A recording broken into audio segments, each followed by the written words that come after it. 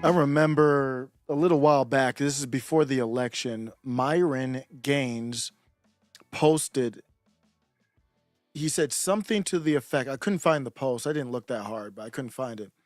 He said something to the effect of the JQ is going to blow up after the election. And I never forgot that tweet. It was right before the election. I never forgot that tweet because it just hit me like, you're right.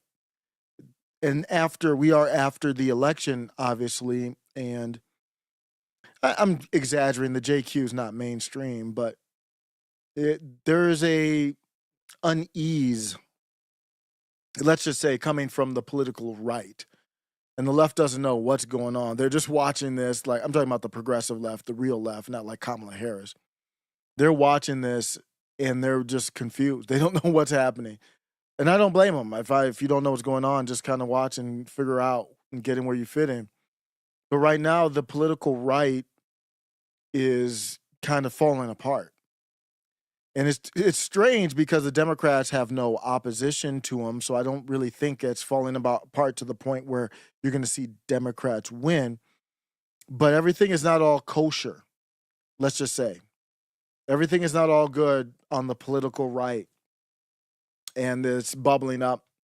And you're seeing people want to avoid the conversation, but they can't avoid the conversation. The conversation isn't going anywhere. That's what's happening on the political right now. Earlier tonight, just a little while ago, I reacted to a little bit, first half maybe of the discussion of Elijah Schaffer and Nick Fuentes, and that's basically the whole discussion on the right now. Everything boils down and boils back to this question. And we're here in the moment. What is the JQ? What is going on? Some people, I think there are some people who haven't really even, come in and out on channels, haven't seen the channel in a while, and saw maybe a little bit of kind of what the topics were on X and on the channel. And like, wait a second, what's happened? Because this channel's never been about the JQ or anything like that. But basically now it is. Now it is very much. And I think I reacted to a few things leading into the election. And I got to the point where I said, your favorite influencer doesn't have, first of all, can't identify the problem and doesn't maybe want to solve the problem or doesn't have answers to the problem. And now I'm seeing why. Because if you're digging into the problems with these things, it often comes back down to the JQ. Well, whether you agree with it or not, or wherever you side on it, it gets to that point. There's no avoiding it. If you are looking at trying to identify the problem, where is it, or where's the origin of it? Where does it go? What to do from here going forward? It always comes back to that. It's damn near every single topic comes back to it. You can't avoid it. So that's what we're going to talk about today in various ways, shape, form, manner. So let's take a look at just my general thoughts on what this is. I'm new to this game, so I don't know what this is. My interpretation of it, and I always adapt and leave room to be wrong. But when you look at it, you could say the resurgence of this, or the JQ is really short for the Jewish question. And it's one of those charged terms, but when you break it down, would the Christian question be a charged term? Why is it a charged term? Because people told you it was a charged term. That's the only reason why. Who told you it was a charged term? You see, quickly it gets to that.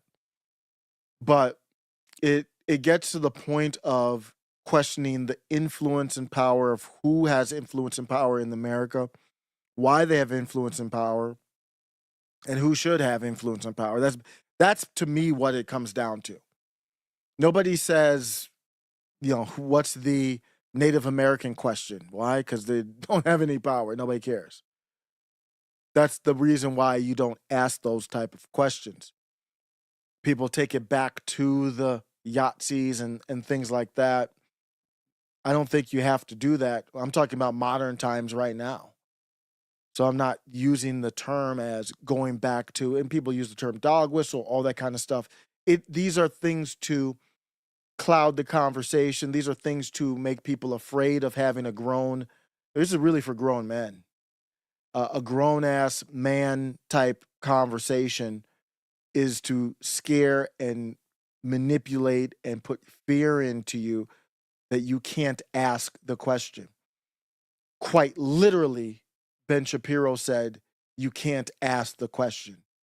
If you're curious, you can't. Not just the JQ in general. Asking questions is not a good thing. Daily Wire. Today started off with this artist. I don't know who this artist is. I'm not even going to play the clip because I don't know. I'm pretty sure they'll probably copyright it. I found, well, you probably have seen this, is when clips go viral and they might be, it's not even embarrassing to them. They want to get views.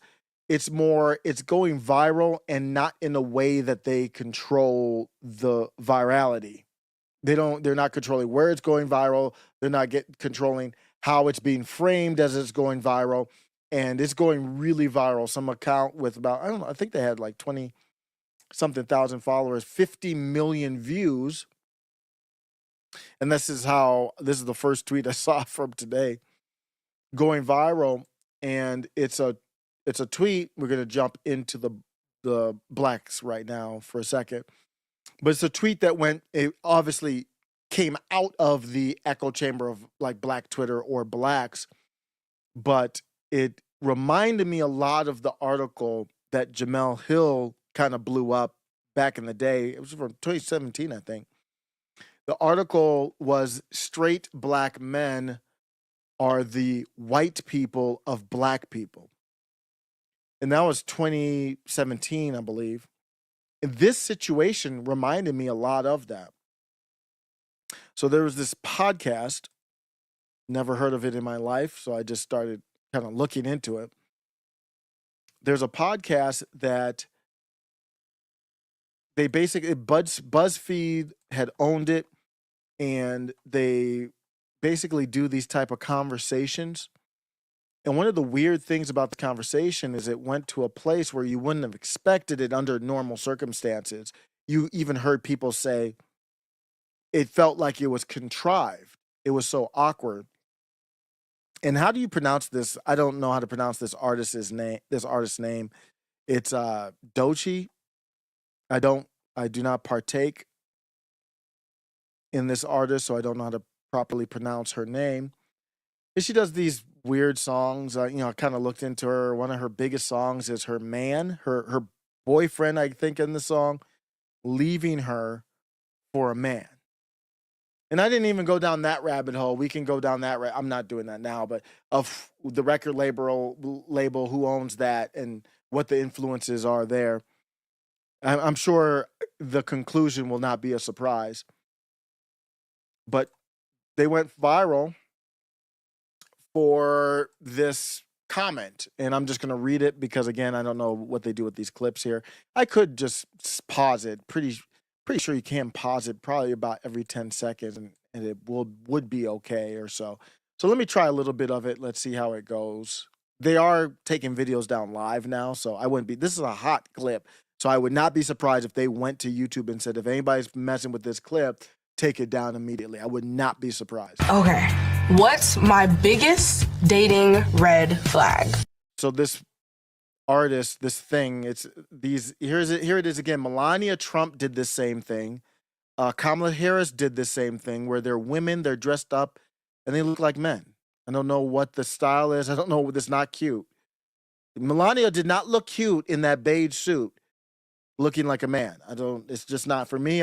It's the in style. So if you want to be fashionable, she's a fashionista. That's fine. Maybe she wanted to project a certain aura on that day, because I believe she was speaking when Trump was doing I think it was the round table cabinet meeting, but I don't think she was there. She was doing a different one or something like that. So she obviously wanted to present. She doesn't dress accidentally. She had the hat on to cover her face. I don't think she really even wants to do a second term, but she's going to take one for the team. This right here, someone tell me how to pronounce this. Doja, is it Doja Cat? No, it's not. That's not Doja Cat. No, this is Doshi or whatever. Doja Cat is more light skin, right? I don't know these artists. I'm an old man. I don't mess with them. I'm over here listening to like who's this? Like old Most Def. Miss Fat Booty.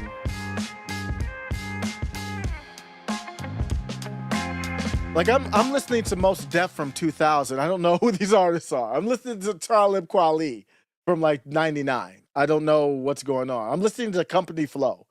I'm popping in Wu-Tang 36 Chambers back when hip hop had masculinity to it. I'm listening to Redman. I don't know what. Well, he's still doing stuff. Is good, but I'm listening to the old school stuff. I don't know who these people are.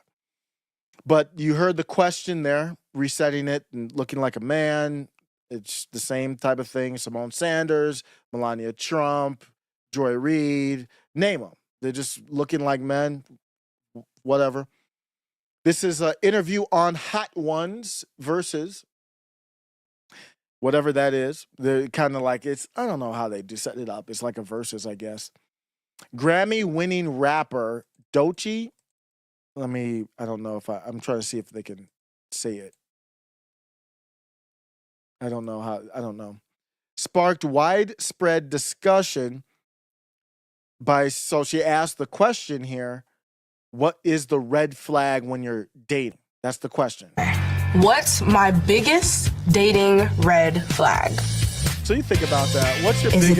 What's your biggest dating red flag? You can think about that. Look, maybe somebody's late to the date. Maybe somebody's feeling like they're intoxicated or something like that. What's the red flag? I'm married for quite some time now. I don't even know the dating game anymore. I don't even know. The game is crazy at this point.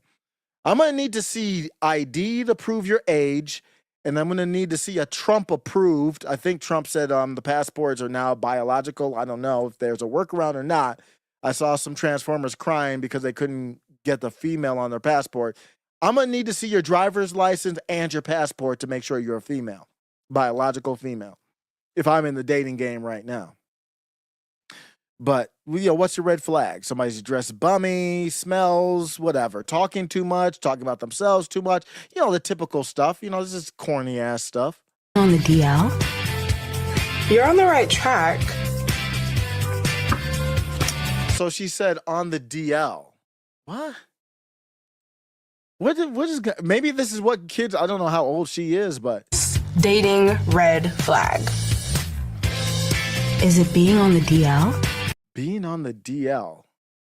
That's a term that, at least back in the day, that meant gay. I don't know if she's meaning it as like cheating. I don't know what the terms are now. Okay, but she said it's close, so I'm thinking she's thinking that it means that the guy is gay. That's the red flag. Why would a gay guy be on the date? Well, both of y'all look like men, so maybe that's why. You're on the right track. This is so corny. I have my answer. It's so contrived, too. It doesn't even seem real. They try to make it feel like it's a real, authentic conversation. Is it? Let's hold out the drama. What is it? Is it that they look ugly? Is it that they didn't match their profile on the dating platform? Close enough? You want to guess one more time what would be a red flag for me? Bad music taste? Oh, that is a good one. Because that's Bad music taste. Is that one of the first ones you think of? I don't know. I wouldn't pick her for my Family Feud. Bad music taste. one for me. That is a good one. Like, That's what not do you what I mean put. you don't listen to Michael Jackson? But Yeah, I guess you have a point. You have a point. Like, who doesn't like Michael Jackson? I guess there's people who don't, but I'm not a big pop person, but I like Michael Jackson. Okay. This is a huge red flag for me. all right. A huge red flag. She's gonna reveal it. Okay, what is it gonna be? It's so crazy. She turns around this placard, this dry erase board, and the big red flag, the big reveal, the big drama moment. This is a huge red flag for me. All right. The answer is a straight man. What exactly is happening right now? Can somebody explain to me what's happening right now? This is how the blacks operate. This is the blacks operate. Black men, where are you at right now? This is how the women are operating. I mean, half the black men don't even want to be involved with that. Just straight up. If you want to go have fun in the snow, my wife is white. Go have fun in the snow, bruh. Cause this ain't gonna work. You gotta do a lot of fixing to fix this. These are grown ass women. And they feel like they're so base too. You know what's so crazy? I was gonna say men. What? You're not doing well. Just not doing well. You have to make an accurate assessment of where you are. And this is a failure of men from at the highest level and the highest order of the hierarchy of society. That you have women propped up on whatever platform this is as superstars or people to look at. Whether you look at them that way or not is not important. What does the society value? Who does the society prop up? The blacks don't prop up Candace Owens. They prop up this. I mean, you don't have to. Candace Owens is obviously older in politics. I don't know. I don't know who you would prop up. What about King Randall? I don't know. I mean, I know he doesn't do like, pop stuff, but this is what you prop up. And you wonder why the Republicans or MAGA got more Browns than ever. You wonder why. You remember that clip went viral. They walked up to some Native Americans and said, and they had a MAGA flag, and they were like, "What's going on?" It's this. This is it. If you think that you only have two choices, and this is the Democrat Party, this is what represents the Democrat Party. Still, even after Trump, the women didn't go to Trump. The black women, not like that. It's still 90% black women. 9 out of 10 black women that you see in the streets voted for Kamala Harris. I just found out she's Jewish in a way. She's partly Jewish. She's like Sneeko, partly Jewish. I don't have any beef with Sneeko, but it's like Kamala's propped up to the blacks as a black. Then she's an Indian when she needs to be an Indian, and it turns out she's Jew. This is crazy, man. And people don't understand what the problem is. You don't understand what the problem is, that she's being coy and secretive and hiding her background. Why would it's not like she was proud? If she was proud about it, it wouldn't be be a big deal. It'd just be another one running around. They're all over DC with Trump and them. It makes it worse that you're hiding it. You bring allegedly your servants out that make it look like it's a black family member, and Candace Owens is like, nobody looked into this. It looks like it was her servant, allegedly, to hide her grandpa's dad is like as white as snow kind of Jew. Why aren't you proud of it? That's Sneeko's looking at it, and Sneeko's like, I'm proud of it. I appreciate that. So we look at this. What are we doing here? Are we just gonna let this go on without complete mockery and shame?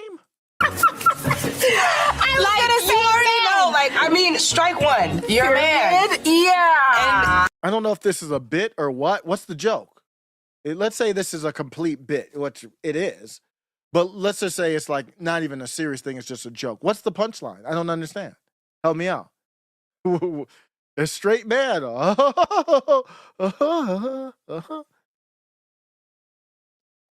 So this clip here went viral beyond belief. I don't know where it's at now. We are at probably over 50 mil. We're at 48.4 million views on this clip at this point. Gone completely viral. So then I kind of just, right after I saw it, I said, hey, Grok, there's this cool feature. It needs to be refined, just like any tech feature that comes out, but it is a great idea. And really, I think the community note should be gone. There should be no more community notes. This coming out shows you what community notes really is, in my opinion, is nothing more than it's literally nothing more than to control a viral tweet. This one doesn't have a community notes. I don't think you could even do it. Well, you could. You could put it on anyone.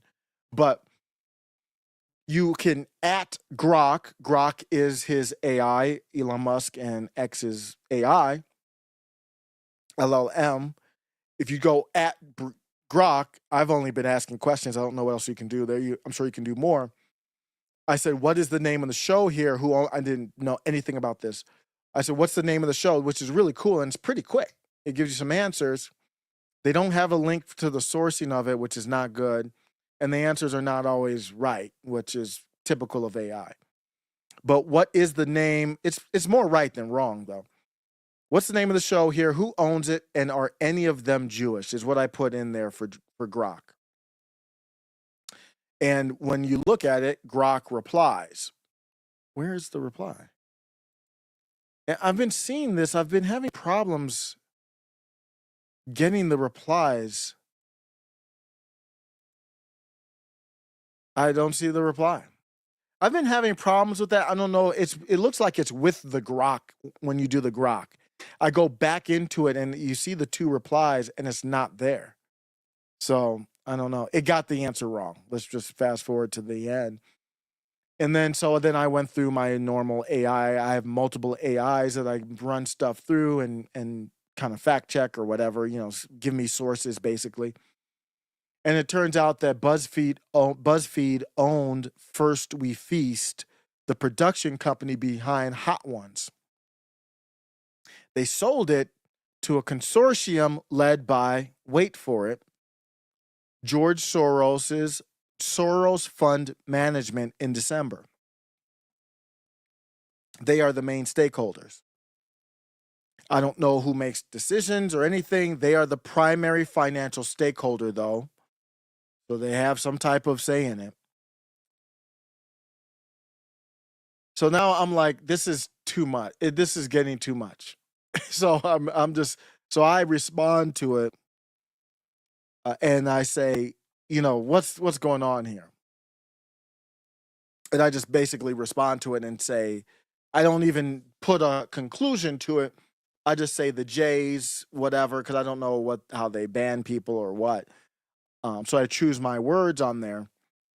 Pretty soon, I think they're going to just do hate speech on stuff like that because AI can guess the context. If I put the statement that I say with the J's in ChatGPT or in Grok, I haven't done it in Grok, but if you put it in the ChatGPT, it will say, it will literally tell you, I don't like coded language. I'm not going to help you with that.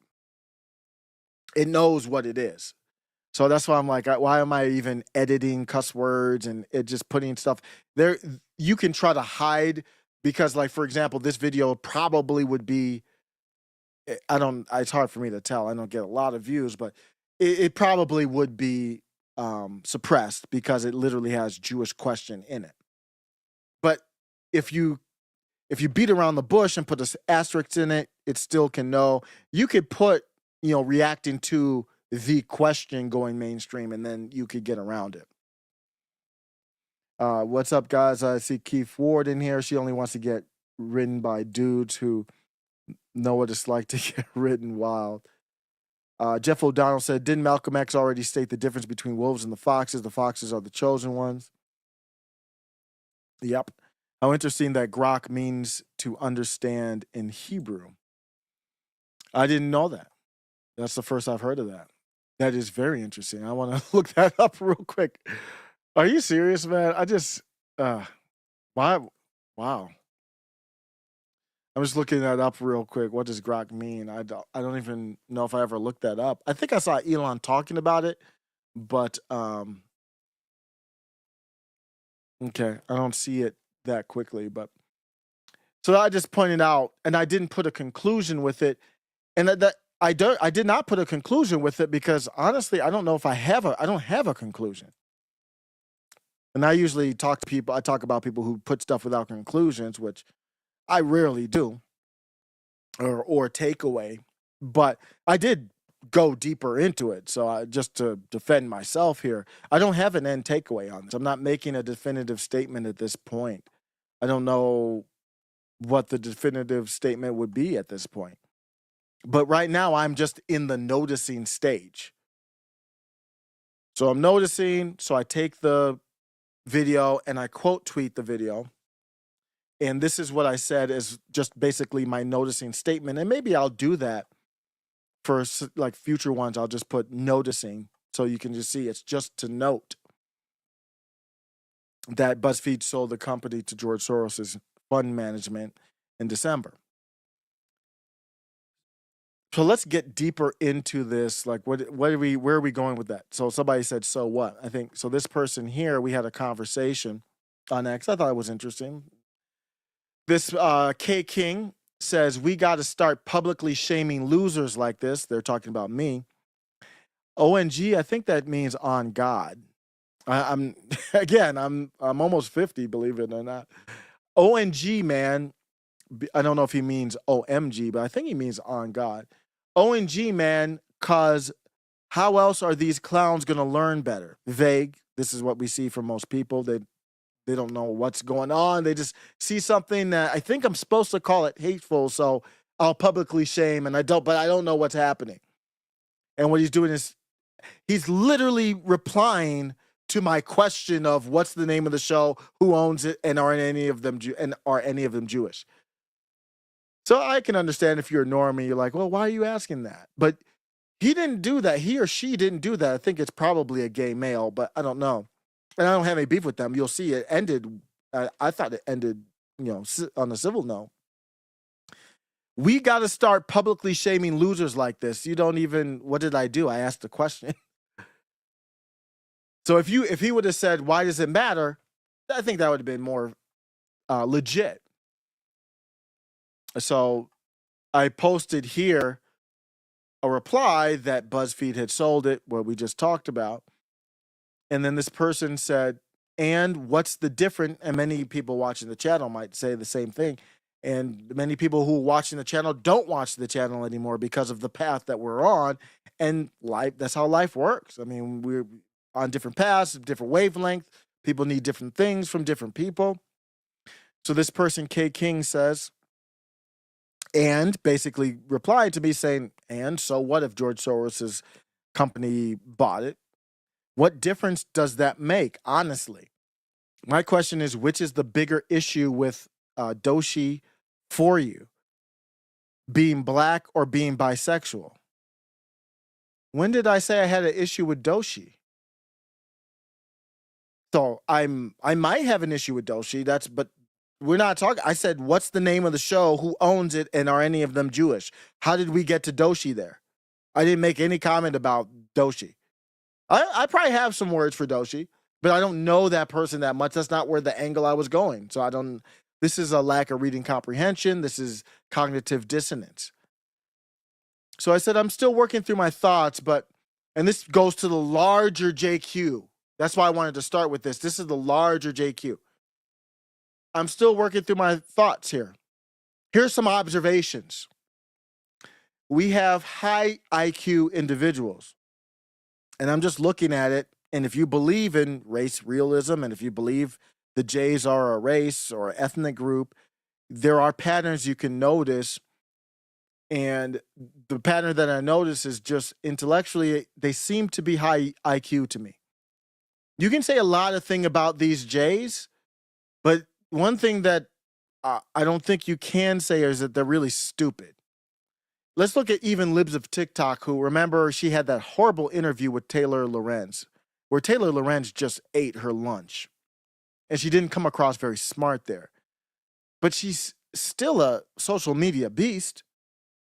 You can say what you want about Ashley St. Clair. She's a social media beast, whether artificially boosted or not. She's very good, talented, knows what she's doing. Haya Rychek is very talented, knows what she's doing. These are not stupid people. If you think they're stupid people, you are making a very big mistake in, and this is not a kinetic war, but The Art of Informational War by Sang Soo. If you are underestimating, I forget the exact quote on here, but it's basically saying, do not underestimate your enemy. And we're talking about religious, potentially, and political enemy. And that's not everyone. So it's not everyone, but generally speaking, the Zionists, we are. I'm anti-Zionist, anti-Israel. So obviously, they would be my political enemy. And that's, if you look at the book Art of War, what was it, Sun Tzu? What is the name of the person that I forgot the name already? I talk about it all the time. Sun Tzu, or whatever the name is of the author there. It's a great book. You can't underestimate your enemy. I don't want to overestimate either, but that's the observation I have. And the IQ is in certain things. The IQ is not in morality.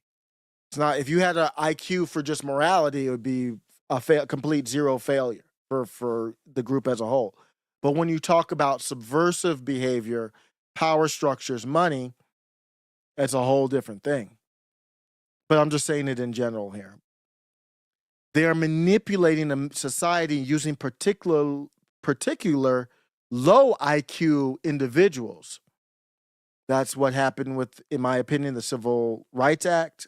The Civil Rights Movement was led by Jays to manipulate low IQ people who were brought over here via slavery, typically strong, at that time, spiritual, a lot of strengths with slaves, and my ancestors are slaves through England. Strong resolve to make it through slavery. It wasn't just blacks or Africans enslaved, but there are strengths and weaknesses to all. There's no kind of one group's better than other. No, that when we talk about everybody's equal in the eyes of God, it's almost like you are, I hate to put it to a video game, but you're playing a video game and maybe you choose the tank group. Let's say they're programmed to be actually equal in battle, but the tank group is slower, just more powerful. And the race car group is very weak with their attack, but they move very fast. Everybody has pros and cons, men and women, all races, to me, equal on earth. Some are better at other things, though. So I'm just seeing the observation, and to me, it looks like Jays in particular are manipulating low IQ individuals, ignorant individuals, into socially cultivating demonic and depraved culture. I don't know what that percentage is. I don't even know how you would calculate that percentage. I don't have the totals of everybody running. You saw Kanye West with that famous where he held up I think it was all the CEOs or whatever with the red and the green. I don't know what the numbers look like, but I'm seeing a pattern. And I said, my problem here isn't with the gays, is with the Jays. I'm seeing a pattern. Pattern recognition is one of the most basic survival instincts of humans and on all animals. It is given to all of us as a gift by God. For someone to try to go against my basic instincts of pattern recognition is problematic to me. If I am some type of animal, I just pick a deer, whatever, antelope, whatever these deer are in the wild that you see on National Geographic. I'm an antelope, and I go to a watering hole, and I notice every time I go to the watering hole, I smell, because I have a strong sense of smell as part of my defense, I smell a female lion going on a hunt. Nancy Mace, the female lions are the ones without the manes. I smell them because they're the ones that hunted. The male lions are lazy. They sat on their ass all day. They were basically Homer Simpson, unless they had to be in for the big boys. The women were hunting, cleaning, cooking. The male lions were chilling, just being the male lion. So every time I go to the watering hole, I smell a female lion. And because I smell a female lion, I have to go away. My instincts tell me, I don't know if it's there. I didn't do the math, but my instincts, I smell something doesn't smell right. So I'm going to leave. That's my instincts. And I'm going there and somebody tells me, no, don't worry about your instincts. You didn't do the math. What's the math? You're seeing stuff, you're smelling stuff, but don't look over there. Don't look at the bushes. Don't look around. Just drink the water. That's what it feels like. No, I'm going to trust my instincts. I see something that I want to dig into more. I'm not going to get over my skis. I'm not going to say there's 30 lions and all the female lions want to do. That's not my take. That's why you see them. And I actually have a problem with Andrew Tate. I really have Andrew Tate went on with Patrick Bet David. He went on with, was he with Theo Vaughn talking? It was him. I think it was Theo Vaughn. One other show, and I saw 2 clips, and he was on there saying, well, here's the problem with some people and the JQ. They say it's all J's. Why are you saying that? There's no reason to say that other than because you're not being specific. You're being general, no different than Jerry Boring, Laura Loomer, all that. That's a no-go. And if you know, I'm not the biggest Tate guy. I'm a big Nick Fuentes guy. I'm not a big Tate guy. He says some good things. I do not rock with Tate like the others. And I respect Nick kind of vouches for him. I don't rock with him like that. I don't trust him like that. Because you see little things like this. Why would he say that? You don't see Nick Fuentes going on with Elijah Schaffer and saying, oh, you know what? It's not all, you might say that. I don't really hear him say that, but not in the way that that Tate said it. I don't have the clip handy there. But the way Tate said it made it sound like, oh, this is all these people that just think the Jays did everything. Who, like all these nobodies? Like who? Name somebody. Who are you talking about? The people I follow don't do that. Not the people I follow and respect. They might do it as a joke or something like that. But when it comes to talking real talk, they can talk real talk. That's why you're not specific when you say it. You're just trying to gatekeep. You're trying to do something that is subversive that I don't want a part of. So I don't like that. If you're trying to get me to go against my instincts without me really saying, hey, I'm going to show you a lot of proof, because if your spidey senses are tingling, it's something on there. I talked to my wife and she says, hey, I'm feeling this way about work or whatever the case is. I said, well, first of all, trust your instincts. Trust but verify. Don't ever. You're a woman and you have a natural gift of intuition. I think you have better intuition than me. You can have a problem when you turn your intuition into fact, but I think you need to trust yourself and maybe open the door. You think that there's something behind the door, peek inside and see and verify. Don't say, oh, I can't think like this because it's a... No, just be in control of your emotions. That's a whole different thing than your instincts. Never tell anybody to go against your instincts. If somebody's telling me to go against my instinct, I am looking at you as a problem. You need to do some serious discussing here to tell me why my instincts are wrong. You need to be very respectful to my instincts, and you need to be very in depth. And because I get in depth, I don't just say the instinct. I don't just say it's all the J's to do this and that. No. I have a problem in general because I'm seeing a pattern. And then I went on to tell him, if you don't believe this is depravity, so now I'm sectioning this off. We might not need to have a conversation. Because if you think Doshi or whatever her dumbass name is, having a conversation with another black saying the biggest, like this is funny to you or me, the biggest red flag when I go on a date is that it's a straight black man. If you don't think that's depravity, then we don't need to have a discussion. We just disagree. Why are you even talking to me? Your morality is not my morality. That's subjective, right? You do you, I'll do me, and we'll continue on with our lives. Why are we even talking? Of course we're not going to agree on the JQ. We don't even agree on the depravity of the situation. And then this person said, I need to be called out, which is perfectly fine. If you want to call me out, go call me out. And I might think that you need to be called out as well. Shamed, mocked, and ridiculed. So here we are.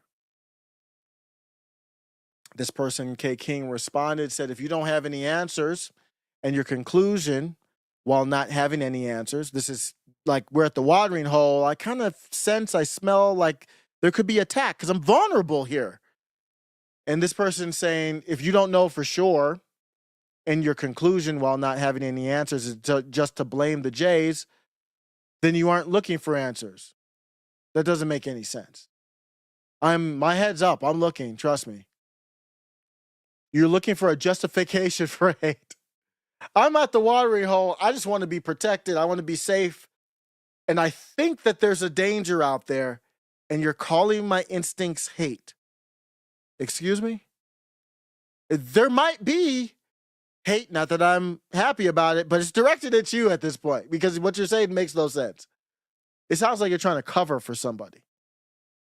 And then they say, really genuinely consider that as much as you think the media may be lying, and went on with more. I said, I never blamed the Jays for anything. You won't ever find a tweet from me for blaming. I'm seeing what I'm putting responsibility on for who's hosting, who's controlling the money, who's doing these things. If we get into the specifics, blame is a whole thing in saying that it's their fault that something's happening. You will never, ever find a quote from me blaming any group for, well, I will attach responsibility, but I will not be blaming. That's the definition of being a victim. I don't use the term Jewish supremacy. I think that is what does that term mean? They think they're supreme. So why would I call that supremacy? I would call that idiocy. It just doesn't work for me. And whatever, it's semantics. But I don't use that term, and I don't blame them for anything.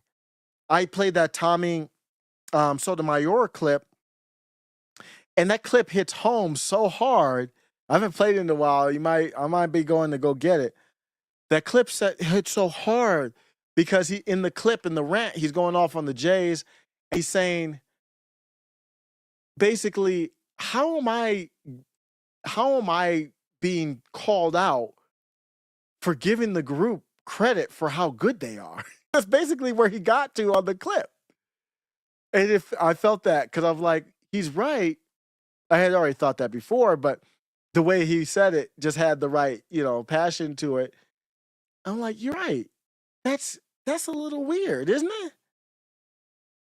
Why would that be a problem for me to say that you're good at things? And you might think it's a backhanded compliment. I think that would be the argument. I would disagree. I don't think it's a backhanded anything. Here's the clip that I'm referring to from Tommy Sotomayor. I'm sorry to not only the Jewish community, but to my family members. I'm sorry to not only the Jewish community, but to my family members. Jews think they got that much damn gravitas to where I need to be reprogrammed and sit down with one of they motherfucking rabbis? Fuck you and your rabbi. I'm sorry to. So being good with money. This part right here. Have you noticed they get mad when you make jokes about Jews being good with money? Why are they upset about being? Why would you be upset about? Literally, the take is very good with money. Well, why is that upsetting to you? Huh? I've never heard that before. Have you ever heard that before? You make jokes about Jews being good with money? Why are they upset about being good with money? Can somebody answer that for me? Why would you be upset about that? Is that a negative thing? I don't understand. That makes no fucking sense. Yeah, it doesn't make any sense. It does not adding up. That's not a joke. That's it's a rhetorical question, but there's no answer to it. It's not a diss. Until you look at the context of it, that a lot of countries, they were kicked out because of how they. Now that makes sense. You don't want to talk about it because it takes you down a path that you don't want the conversation to go. I didn't blame Jays for anything. I didn't give him nothing but being talented. This is basically my whole life. Never had any problems. I've noticed, though, even before I've done in high school, I remember noticing. Being very talented with money, being subversive. That's the best word I can use. Espionage, knowledge. Basically, here's what I would say. Being able to manipulate information very well. That's a skill. What am I doing now? I'm trying to manipulate information. That's what I'm trying to do. They're the best. Well, I don't know if they're very good at it. Might be the best. Then have a disproportionate effect on society when I don't know what it feels like it's more than 2%. I don't know, is it 2 to 4%? You look at Argentina, it's largely, I did the numbers on it. The number of Jays there are very, very small. You got a pro Jay, one of the biggest Zionists in the world, is your president now. How's that happen? And then he does a rug pull. He does a Ponzi scheme rug pull. Congratulations to Argentina and libertarians for that.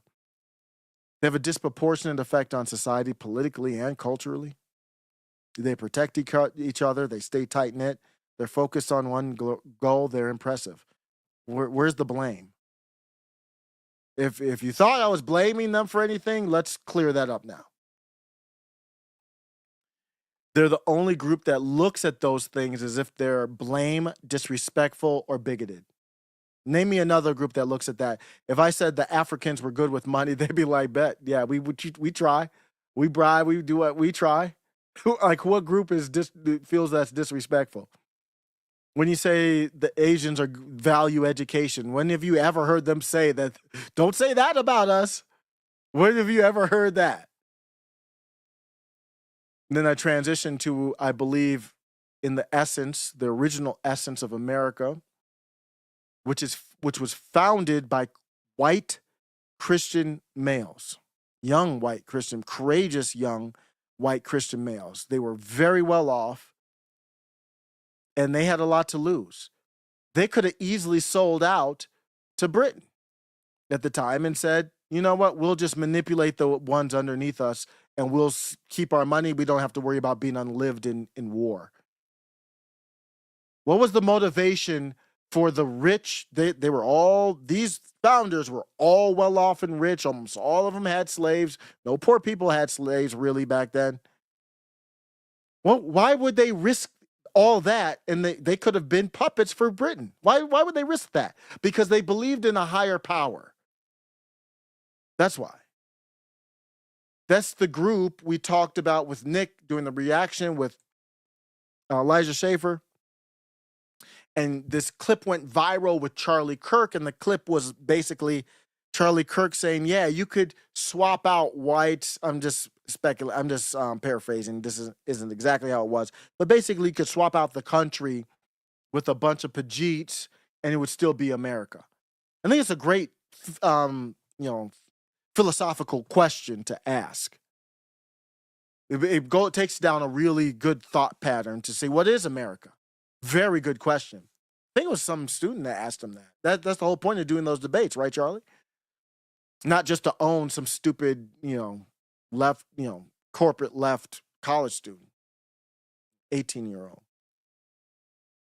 The country that we're in right now is not the land. The land is, I don't think there's anything special at all about our land. Not here. What's special was the thought process of saying we're going to be dependent of the country we came from, the most powerful, badass navy in the world by far at the time. Could you imagine going overseas and then pissing off the baddest? And they still had a good army, not just on land, not just on sea. Could you imagine that? And you have a lot to lose. Imagine you're in a mansion, you're in control of the country. All you have to do is say, hey, King, we'll just do what you say. We'll pretend to be puppets. That's what's happening now in our country. That's what's happening now. When you take the 1% of influencers, you take them and you give them a binder full of nothing burgers and they smile for the cameras. I mean, they're not the top, but that's what's happening. Donald Trump takes $300 million from Elon, takes all this money from the Jays and the J interests. You see the APAC tracker giving all this money out. It's really the opportunity cost, so you don't get treated potentially like anybody who pushes back and says, no, I don't want to, so you don't get the J APAC money, and then also that they spend 10 times that much against you. So the people in charge politically, in entertainment, everywhere, you see it here, they all fall in line.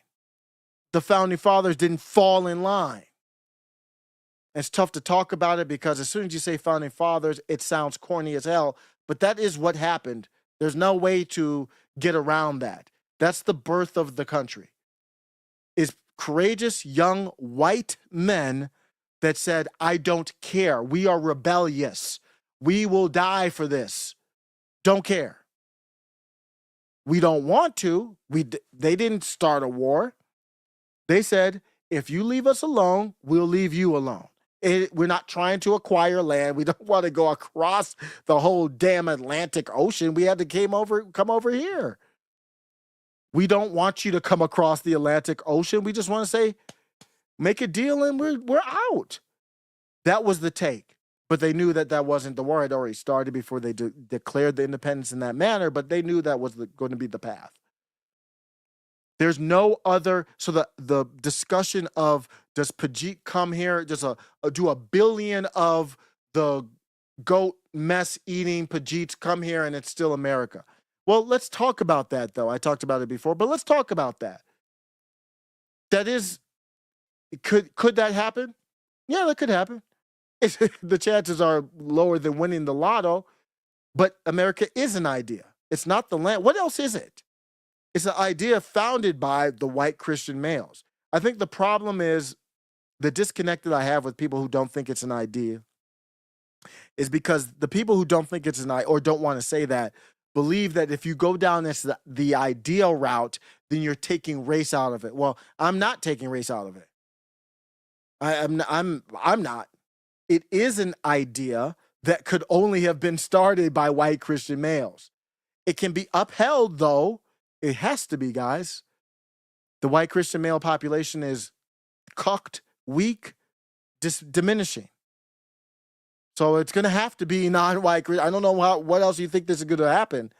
You're going to have to ally with other groups, the Browns, somebody. You're going to have to ally with them. That's what MAGA kept telling me with their larger tent. I'm not talking about a larger tent. You're going to need to ally with like-minded people to keep the ideals going. So I say that this country is an idea that will only be upheld with a base of white Christian males and then people who support it.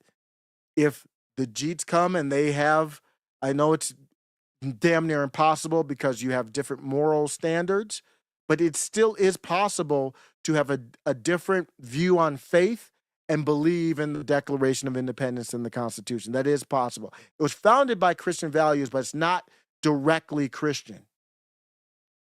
That's a very important thing to know. So I'm trying to break all this down to this person. This is probably a lot for a normie, but you know how it is. I know these are notes for lives while I'm doing it. So that's really my motivation. So we're back to talking about the blame. So who am I going to blame? Well, assign responsibility on. It's all of us, number one. We live here. It's on everybody. But the core group I'm going to have to blame are white Christian males. I'm going to have to take, I don't know what's going on. White Christian males are just completely, they're in the corner with the chair just watching the Lady Liberty getting violated by the whole world. That's what's happening. And there's no demographic more important. I talk about it damn near every live. Who are you gonna call on?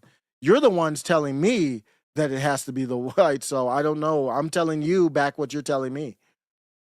You're the one telling me, and I agree. You can't take a look at black women. You can't do that. Take a look at black men. What, 15% at most? And then how many of them are Zionists or not even aligned? What? How many? 5 to 8%? So what's that going to do? That's not going to do anything. You want as many people as possible, but the core group that has to bear responsibility for the lack of protection of the ideals of this country are white Christian males. And now you see why I'm such a big supporter of the Groypers, because they are the only that I see. I don't see everybody, but as a group, they are the only courageous core of white Christian males. Remember, Nick had that one statement. That's why, I was going through this, and the first time I saw that, I laughed awkwardly because I didn't know what was going on. Like, wait, what's going on? AFPAC 3. What's the secret sauce? It's these white. If you're a Groyper, you know what I'm talking about. But I think this is important to talk about because a lot of people who follow the channel kind of don't know like where I'm coming from this. That was AFPAC 3, feels like ages ago, man. Doesn't AFPAC 3 feel like that was a long time ago? That's crazy. But he was like, what's the secret sauce? And it's courageous because a lot of people are afraid to even say the term. Most don't even say the term. As far as white men, in general. So that's the group that has to really step up. And I say in general, it's a man's job to care for their society and culture. You stop me if you disagree with any of this. For black males, y'all got a serious problem. And I've been talking about it, been saying it. I don't know what's happening. I don't know what. Any straight black male has just, and that's not a lot. What, 15%? I don't know how much Trump got of black males in the exit polls. What? That's not a lot. And that's just Trump supporter. That's not even enough to say what they really believe. I mean, they could be a Trump supporter like a Rob Smith. He's a black Trump supporter. Is that really your ally? Definitely not to the Groypers. For black males to see this and be unbothered is telling about the state of black males. If somebody wants to be gay, I don't care. Scott Presler, if you want to be gay, I don't care. I'm more libertarian in that manner than others. What does it have to do with me? That's your life behind closed doors. Remember, I made fun of, what was his name? How do I forget his name? The Fannie Willis, Nathan Wade? I forgot his name.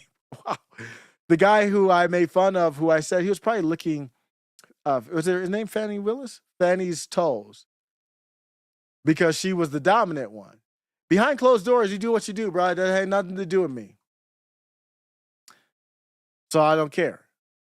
But if you're going to promote this demonic lifestyle, we're going to have a problem. I'm going to have a problem with you. I'm going to talk about it because I didn't ask you to promote it. You promoted it. The goal is to get views. It went viral. Same can happen to me, whatever the case is.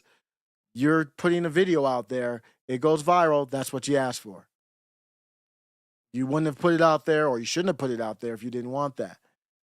So if you're promoting that, then I'm going to have something to say about it. If you would have done that behind closed doors, I wouldn't have known and had nothing to say. If you're going to try to make that legitimate culture really targeting at kids, it's only young people into that stuff, 26 and under? You get older, over 26, you probably don't have a lot of time for that. You listen to the songs and maybe go to the club a little bit, but you don't have that much time to be following them like that. And then I said, we can't share a society like this. Christian men cannot allow this. Peacefully, you cannot allow this. We cannot allow this. That's why I say peacefully secede, leave. With Christians controlled, the essence of America is dead. I don't care if you call that hatred. We don't share the same moral foundation, so why would I care if you call that hatred? And that's what I criticize the Jays on. That is an area that I do very strongly criticize the Jays on, and they should. I mean, I should. I mean, they would criticize me probably. They don't have, their morality is warped. And when I ask for a definition of what a J is, no one's ever answered that for me. What is a J? What's the concise definition of a J? There's no definition. So what that means is it's a fancy country club. It's just a club, which is fine. You can have a club and be religious or ethnic or whatever you want to call it. But my critical point is still going to be your morality. We don't share the same morality, and that's going to come to a problem at some point. There's some people who call themselves Christians and we don't share the same morality. So it doesn't matter if it's Jays or not. Jeremy Boring and I do not share the same moral foundation. I don't even consider him Christian. Ultimately, that's up to God to judge, but I can assess the situation, and you have to assess the situation on earth. And that's not a religious ally. That's not a political ally. That's not a Christian ally for me. I don't view him as a Christian. If you call him Christian, we're way too far apart. So it's not just about Jays. But that's where I criticize them, and that's a subjective take. So that's not saying Jays control the world. That's saying what Jays believe in is not defined. They can't even define it themselves. And your morality doesn't match mine. That's a subjective take. Hopefully it's okay to still have those. It sounds like the right doesn't want those anymore. So it looks like that. I'm going to end that rant there. Let's take a look at the comments. Let me play some music or something and then look at the next. It's already, we're fast forwarding an hour, right? Ooh. Already going to lose an hour. Ooh. I like to fast forward back, but I do want to end the whole daylight saving time thing. It's stupid. It's not good. I'm going to play some music, then get myself together here. Space Hose, MF Doom.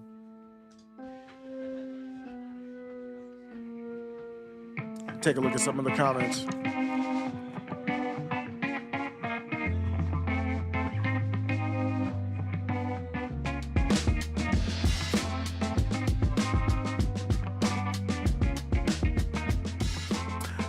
Acadia says the very moment they legalized sodomy, everything went downhill. When was that moment? Play some music and look that up. Chill out a little bit, then we'll get into the next topic. MF Doom had some fun beats. And then he had some dark ones too.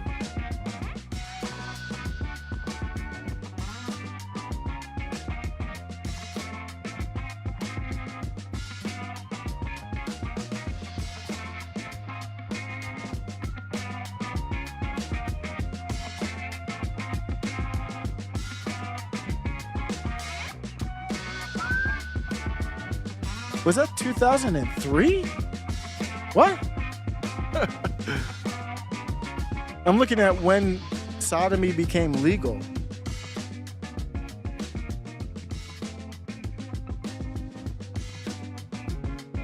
I found detailed information about the decriminalization of sodomy in the United States, including key milestones such as Illinois being the first state to repeal its sodomy law in 1961.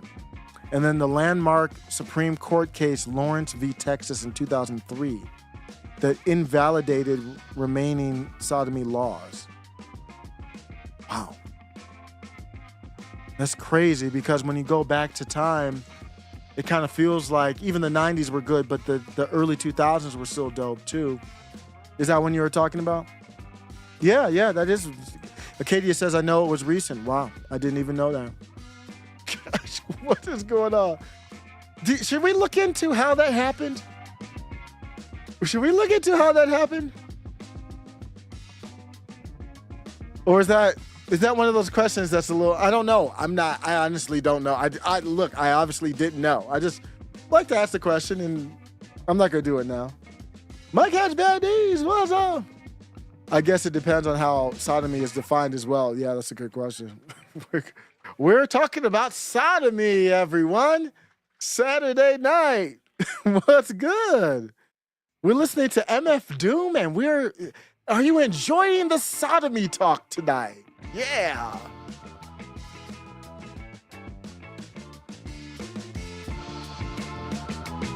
Oh, Figaro. See, I gotta listen to songs that are gonna get my channel pulled. Money Folders, Figaro. I've been in a music kick recently. I'm gonna get back to topics at some point, I think. I can go on a music kick and just never get back to the trite world of right-wing topics where the JQ is being debated. I'm in the mood to listen to like the MF Doom. I think they pull these, but if they pull these, have fun, everyone. Have a good night. The Money Folder remix was cold. Not the Fortet remix. Ooh, this one here. I won't let the beat drop on this one. Money Folder. The remix. Mad Villain. Mad Villainy. Just wait till the beat drop. I like the anticipation. 1, 2. Let he who is without sin cast the first stone. After you, whose last is doom, he's the worst known. That'll have your boom blown or either thirst bone. Rockets won't burst thrown, just don't curse the groan. On his own microphone, bring it everywhere he go, so he can bring it to you live in stereo. Panic, can't understand it, ban it. The underhanded ran it, planned it, and left him stranded. The best, any who profess will be remanded. Yes, sir, request permission to be candid. Granted, I don't think we can handle a style so rancid. He flipped it like Madden and did the old jazz. Rest in peace to Doom, man. Doom was so dope. Man. The great ones always go early, man. Jimmy, Miles, name them. They all go, not all of them, but Michael, damn, man, they all go early, man. That music, it's just, there's something about them, man, where it's just, I think there's just that brilliance, that genius. It kind of, I don't know if it leans to a shorter lifespan. You know, you do drugs and all that kind of stuff they do.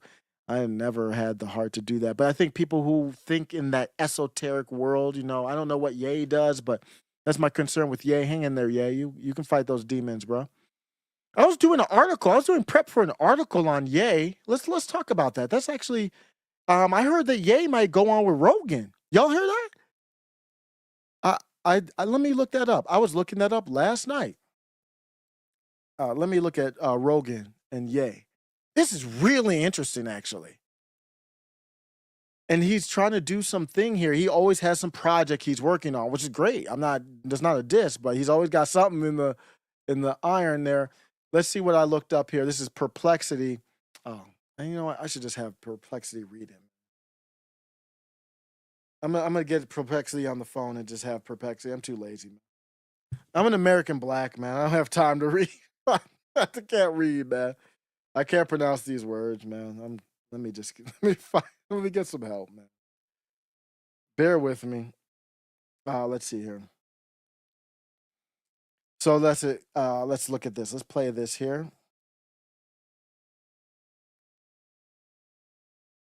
Kanye West, the artist now known as Ye, and Joe Rogan, the influential podcast host, have reportedly entered discussions for a high-profile interview set to air on Ye's nascent platform, Yeezy TV, while neither party has officially confirmed the collaboration. So you hear that? So it looks like Ye is going to potentially do an interview with Rogan, and I want to just back that up on pause on let's see. Okay, he's in a high-level discussion, so it's not set in stone, it sounds like. I have to look at the source here. They get some stuff wrong sometimes, but according to Perplexity, at least, before I check the sources, on Ye's nascent platform, what is that? Oh, okay, his new platform, basically, Yeezy TV. So and then I did some searching on that. I'm like, wait, Yeezy TV? So the smart thing about Ye, and this article talks about it, remember he did that Super Bowl ad. He's so brilliant. Just an absolutely brilliant dude. He did the Super Bowl ad on his phone. And that was just, it was because he wanted to project just that raw, and it was like 10 seconds or something like that. And it worked. He just knows, like, when everybody's going left, you might have to cut back. You know how running backs, everybody's going left. Let me do a Barry Sanders and just juke and then come back right. And he just knows when to juke. And you see people copying his style with the baggy stuff now. He was ahead of the game. He's always ahead of the game. I saw Justin Bieber basically copying Ye's style from, it's years old now. Ye's going to move on to the next style. And then everybody, he's a trendsetter. He's not a follower. He was supported Trump before the blacks did. He's always ahead of the curve. Man, I just wish he would do more albums like Jesus is King, man. That album was so good. That's peak Ye right there. So let's get back to it. What's he doing here? Social media speculation and industry insiders suggest the conversation could redefine media dynamics in 2025. This report synthesizes historical context, recent developments, and broader cultural trends to evaluate the significance of this potential collaboration. Drawing from their previous interactions, Ye's evolving platform strategies, and Rogan's role as a cultural interlocutor. It's smart of Ye, and he's probably thinking this. Was he already on that? Was he on Joe Rogan before? I don't remember that. He went on Joe Rogan when he had the alien ship for a little bit? That was right after he moved. He only had that for a little bit. People didn't like that set. I mean, looking back at it, it's not as bad as I thought. It was just the jarring change, I guess. Everybody doesn't like change. But looking back at the set, I know it's a little pinkish looking here, but it actually doesn't look that bad because the current set kind of looks dated. But I remember I didn't particularly like the new set either. I wasn't that harsh against it, but so Ye was gonna throw out. I might talk with Rogan, and he might never talk to Rogan because Rogan is a normie like Tim Pool, and that didn't go well. Now Ye's not gonna have before he did Tim Pool, he did Alex Jones. He was all over. He did Gavin McInnes. He did the Lex Friedman before Tim Pool, I believe, too. They were everywhere. Nick, Milo, and Ye were everywhere. They hit it too hard. Then they went to Tim Pool, and I think Ye it took a lot of energy for Ye to jump from his creative mindset to the political where you have to be on point. Like Ian Carroll on there, Dave Smith on there. It is difficult to rattle through all these things that they've got in their head, and they are on point 99% of this time, which is impressive. And that's not really Ye's strength. Ye's strength is the creative side. So it's mentally draining, in my opinion, for Ye to jump into the politics. For Nick Fuentes to do it, that's where he lives.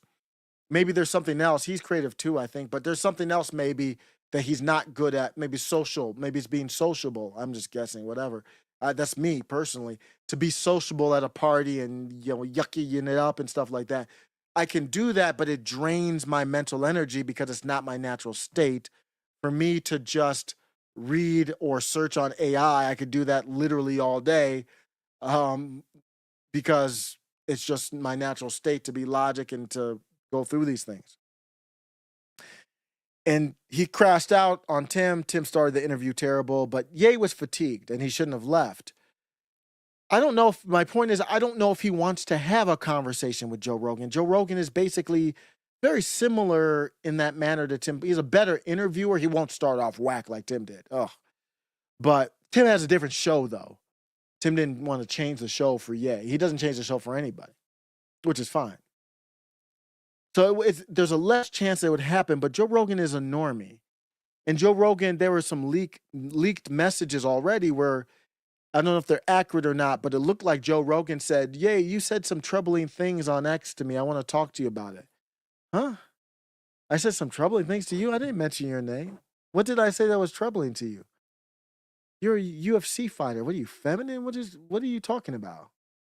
Some troubling things to you. Joe Rogan is a normie, and I don't know if he's faking or not because he's very knowledgeable on certain things, but I don't know what what Ye gets out of that.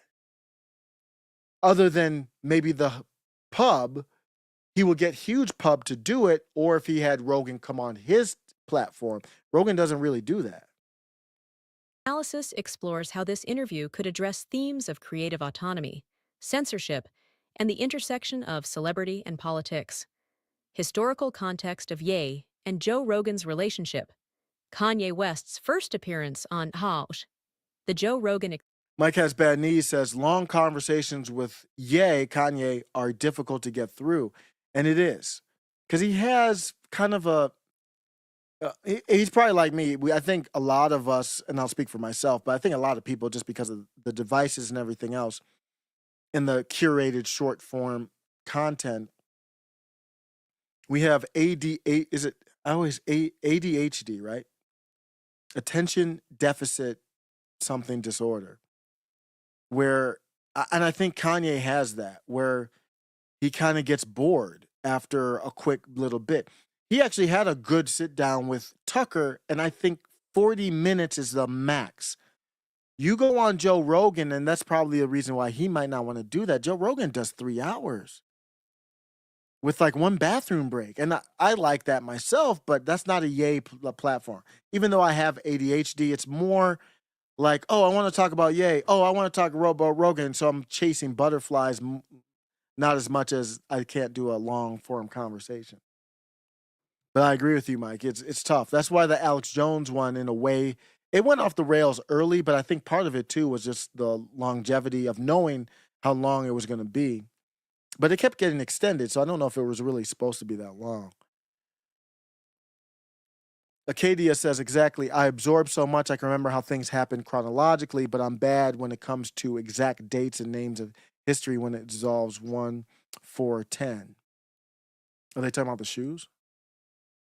Oh, you're talking about the dates maybe of the SCOTUS and all that. Oh, wait, it's Mike Has Bad Knees. I thought it was, oh man, I'm tripping. That was you. I thought it was Broken Traditions in the chat when I first looked at it, but it was Mike Has Bad Knees. Okay. Yeah, so let's go back to this here. Experience. In October 2020 marked a pivotal moment in both figures' careers. Over 3 hours, Ye articulated his views on spirituality, systemic racism, and the music industry, framing his thoughts as a symphony of ideas. I completely forgot that. I will revisit that. Rogan copyrights clips on YouTube. So that's the only reason why I haven't done more Rogan reacts, but I want to revisit that. That defied linear discourse. Rogan, known for his conversational interviewing style, allowed Ye to meander through topics ranging from his presidential ambitions to critiques of corporate control over creativity. Key takeaways included Ye's assertion that medication blocked his ability to channel what God wanted him to do, and his critique of Hollywood's commodification of Black identity. This interview established a template for Ye's unorthodox communication style, which Rogan later described as akin to conversing with a mentally ill genius who spews rants for hours. Despite the challenges of volleying dialogue, Rogan praised Ye's 500-watt thought process, acknowledging his capacity to connect disparate ideas, a trait that would later... So Rogan called him a mentally ill genius. Wow. And I guess that's similar to what I say, but I don't like that framing. I would not say that exact quote. I do say there's a thin line between brilliance and insanity, but I just talked about it. I wouldn't qualify it with he's a mentally ill, brilliant person. fuel both admiration and controversy. Following the 2020 interview, Rogan continued to engage with Ye's career trajectory, often defending his creative autonomy even as controversies mounted. In 2024, Rogan criticized Adidas for severing ties with Ye over I didn't know that. I forgot it. anti-Semitic remarks, noting the irony of a company founded by Nazis, moralizing about ethics. Yeah. He also lauded Ye's resilience, stating, "That madness inside of him is why his songs are bangers." Absolutely. Conversely, Ye has referenced Rogan's platform as a rare space for free communication, particularly after his bans from mainstream social media.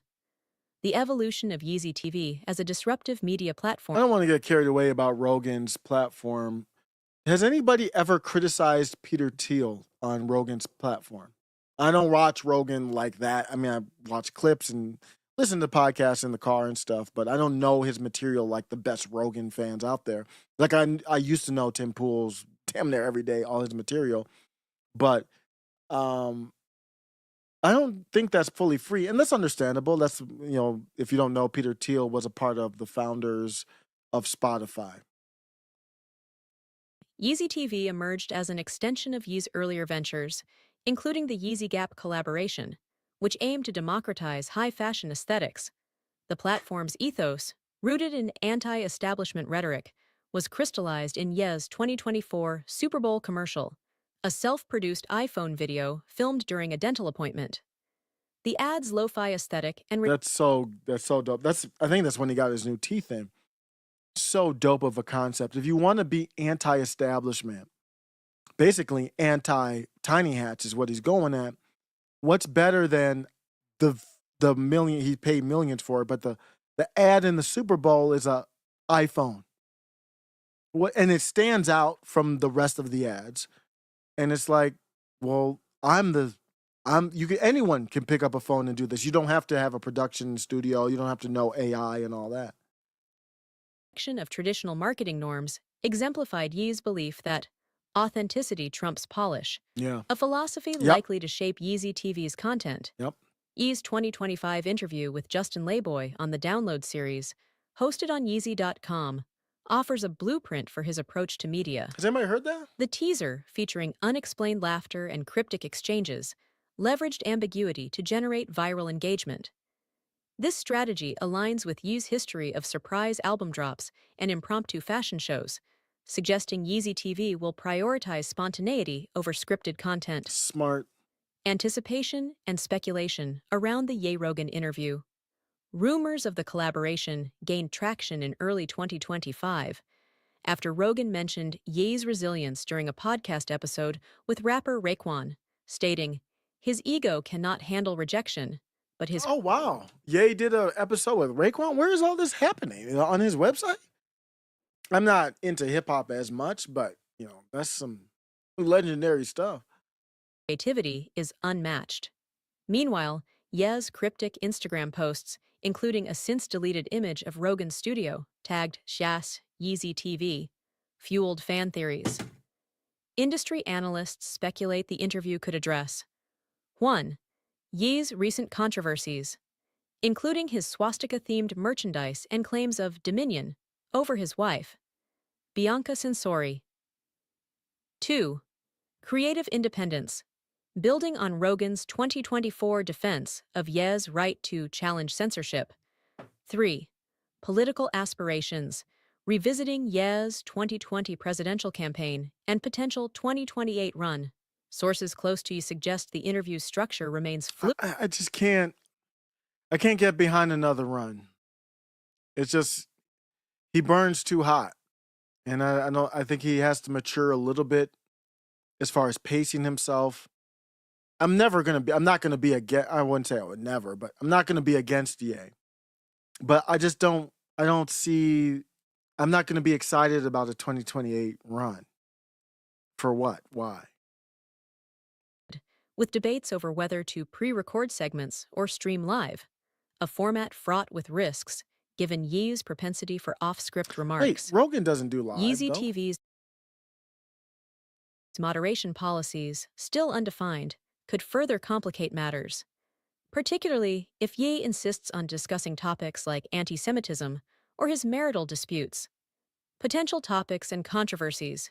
Ye's 2024 swastika merchandise, which led Shopify to terminate his store, remains flashpoint. Rogan, who has previously critiqued woke censorship, may probe Ye's insistence that the symbol was meant to shock people into questioning taboos. However, Rogan's own platform. It's funny how people look at stuff, and I understand the context of the swastika, but the swastika is not a negative symbol. I mean, there's an Indian place, and you probably have seen them a lot at Indian places, or there's an Indian place I go to that has them on the wall. It was never until you saw Germany adopt it, and then the whole narrative and everything around Germany is when people started looking at it as a negative. So if you just put a swastika on a shirt, again, Ye is showing it's really, what do you think it is? Because what did he say that would make it be a swastika be a bad thing? I don't know. I don't think he has. He had one moment on the Gavin McInnes show. I don't know if he was joking or not, where I thought he had maybe crossed the line, but other than that, I haven't really seen that. Face scrutiny for hosting controversial figures, raising questions about complicity in normalizing hate speech. Ye's recent autism diagnosis, which he attributes to misdiagnosed bipolar disorder, could reframe discussions about his erratic behavior. Rogan, a vocal advocate for psychedelic therapy, might explore parallels between neurodivergence and artistic innovation, though this risks romanticizing mental health struggles. The interview could revisit Ye's impact on sneaker culture, particularly sure. the Yeezy foam runner, which he described as the future of design for its ergonomic form. Rogan, whose co-host Jamie famously collected Yeezys, may contrast Ye's creative process with industry pressures. I never got the hype around the Yeezys. Never did a thing for me. Implications for media and public perception. a Ye-Rogan collaboration would test the viability of celebrity-owned platforms against traditional media.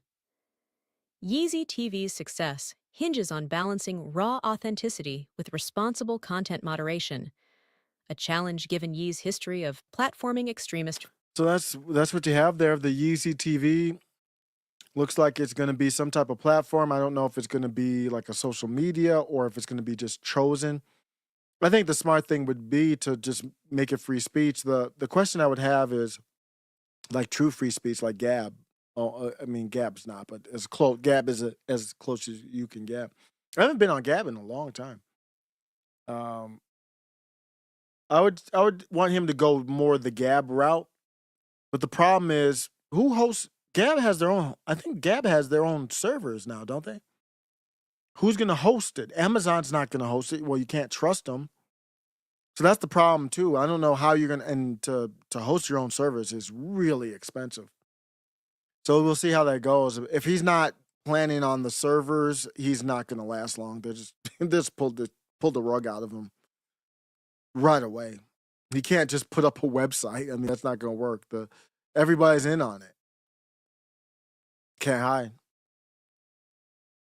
Let's take a look and see what's up with the comments. I'm going to get back to some music here. See what we got.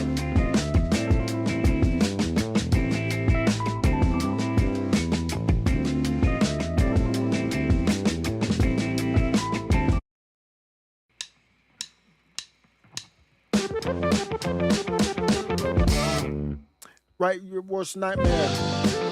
I don't know the lyrics.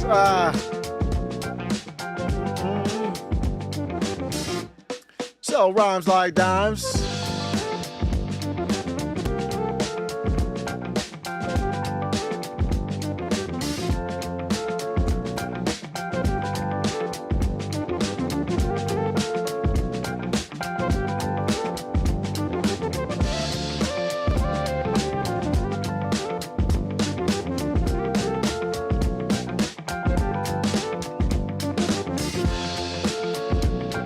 Okay, Mike Has Bad Knees has the scoop on it. Thank you. Gab has their own servers. Rumble also has their own servers. So Ye has to have his own servers. He can't even, I wouldn't even mess with Rumble. I guess he would have to if Rumble can build you out, but I wouldn't even mess with Rumble. I mean, Rumble's good. Don't get me wrong. But there's problems there. Wasn't Peter Thiel involved there? Peter Thiel's involved with everything, man. This is crazy, man. Peter Thiel is involved with everything tech-wise. But or Peter Thiel like adjacent people. Remember, Nick had that speech and they pulled it. Rumble pulled his speech. That was a bad moment for Rumble. He said that, just paraphrasing, this is a battle. He didn't say, he said it out front, and we have to win this battle, basically. And it's a religious, spiritual battle. And I think they pulled it because the optics were so hardcore. Remember when Nick, I don't know if you all saw that, if there's any Groypers around, you know this. Nick did those speeches with those things were dope. Was that Ye inspired or something? How did that come across? Or come about, where he would do the speeches in front of the big screen, and it's all dark. He would have the sunglasses on. Those were hard, Joe. Wow, those were hardcore. Because Nick and the Groypers are good at trying to do stuff but not be cliche. You know, like, okay, we're gonna do a speech, but we're not gonna be like Mitt Romney. We're not gonna come up here and just do a speech, which they have in the past, but always trying to keep it fresh. Mike Has Bad Knees says the circles are small when you get to that kind of money, so everyone is no more than 3 degrees away from each other. Yep. Base, I think that's exactly what we see. They all know each other. They're all in bed with each other. Yep.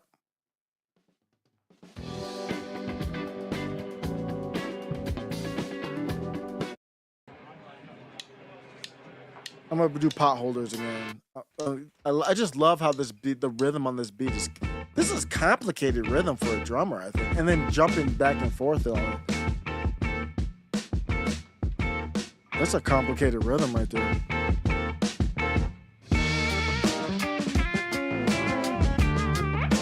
funky.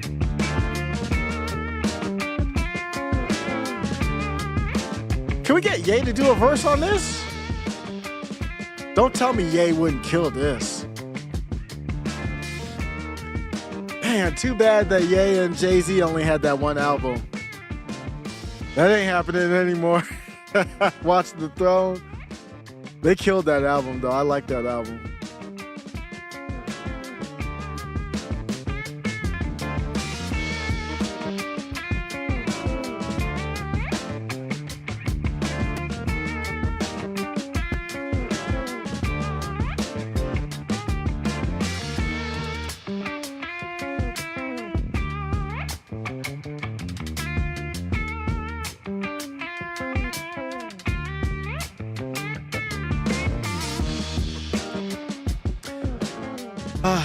I hate to do this because I wrote an article on the website. I pulled the website down. Right now it just goes to the Discord. You still go to middlemaga.com, but it'll go straight to the Discord. Because I got to figure out what I'm going to do. I'm going to have to rebrand and everything too. But because I'm out on MAGA. That wasn't a joke or anything. I am out on MAGA. But, you know, I respected Scott Presler, the guy. You know, I just did a video where I just praised him for that CNN clip. Remember the CNN clip where they followed him around and they kind of saw that he was in the streets, and he's just very influential and knows how to kind of reach people and get people out to vote and very knowledgeable. And, you know, people were like, hey, wow, you mess with Scott Presler like that? Or, you know, pause. But, you know, not like that. But it's like, you know, I thought he was talented, and he shows you how, even if you disagree with him, how to really win in politics is what I would say. And then he had this picture that came out with this Josh Cedar person who is just an unbelievable, classic Survasive tiny hat. Just a disgusting. Not a fan. I don't say that about a lot of people. From the first time I saw him in his grift, a grift that I wanted no part of. Oh my goodness. Ugh. Is the frustration of people that... This is a CNN clip. It says, provocateur, this is Scott Presler, on how he got an army of people to back Trump. And I'm just tired now of me kind of going out on a limb with my reputation to say, I still support this person. I still like this person. There's something that's still there that is admirable. And he came out, and then this Josh, I don't know what the relationship is. It's just completely unsavory stuff. But it's not funny. I don't know if they're joking or whatever. It's just not funny. That's the best, most generous cases. That you joke around with your boys like that. Remember, I crashed out on Michael B. Jordan and that other black, whatever his name was, they did that photo shoot when they were hugging up on each other. That shit was hilarious, man. But I was like, I don't know what this is, but this is, I want no part of it. They should have never released those pictures. And the same thing with Josh Cedar, whatever, this subversive, untrustworthy, basically flaming rainbow, transformer-ish tiny hat. And Scott is trying to do some stuff. I know he has I know about the past and all that, man, but he doesn't really put that out there anymore. Even this issue that I have, I'm not showing the video. The picture is just disgusting. I retweeted it just to comment on it, and Scott will see the post and he will reply after. He's very approachable, reachable. I've had back and forth with him before, pleasant ones before with him. I can't talk about I can't talk about him, man, because he's just in the space now. But we had discussions, and they were positive discussions. Got to be careful how you phrase stuff when you talk about these bros, man. These bros are gayer than the most gay Democrat you can find, man. And they're supposed to be not conservative, but on the right. And Scott didn't post this latest one. It's just him. I don't even want to describe it. It's an unsavory. It's a rainbow-ish, Pride Month-ish picture.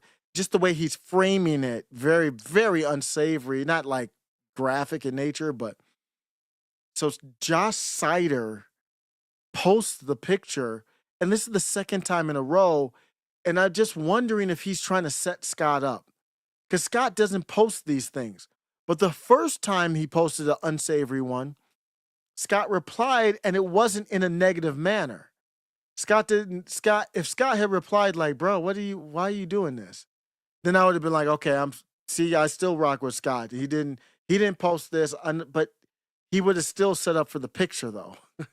So I don't know how that goes, but even with that, if Scott would have said, nah, I don't roll like that, bro. Not that he doesn't roll like that, but I don't want to put that out there like that. That's not what I'm about right now. That's private stuff. Who are you? What are you doing? He didn't do that. And then I said, you know what? And I kind of I had a mini crash out on Scott, and I at him. Who cares? I'm just a nobody. I was like, bro, don't let that stuff happen again. Today, Josh Cedar posts another one. So he's going back to back. And I haven't seen to this point Scott reply. I know he's busy doing other more important things, but this is his brand. If some bruh is posting pictures like that, I'm like, bruh, you don't even need to reply to him. Just, comment like, hey, you can comment and say, I don't appreciate Josh's pictures because it's taken away from the goal right now.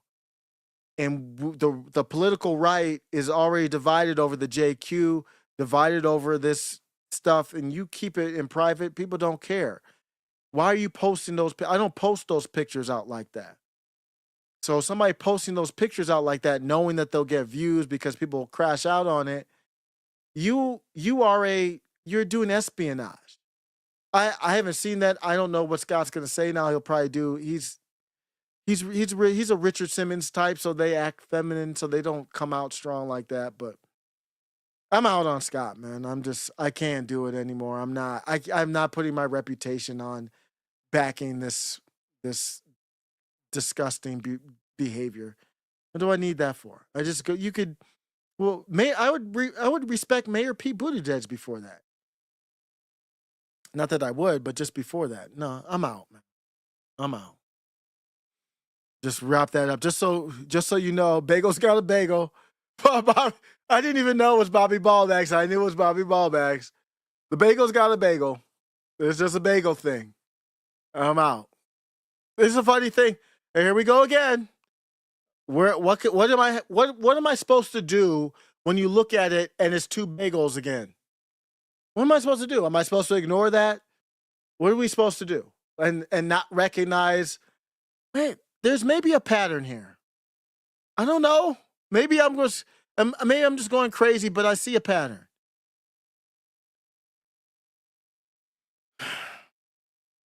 Disappointing. Very disappointing. I'm completely done with Scott. I don't support him. I will not promote him as like some smart. I'm not going to lie to say he's not smart, but I'm not going to promote him as, oh, he's a smart strategist and he'll show you the kind of the blueprint to do. He ain't showing me a blueprint to do nothing. I don't know what's going on with that. And Josh Sider is just a disgusting, just a horrific type of person. I want no part of that. He might as well just be one of those tunnel Jays.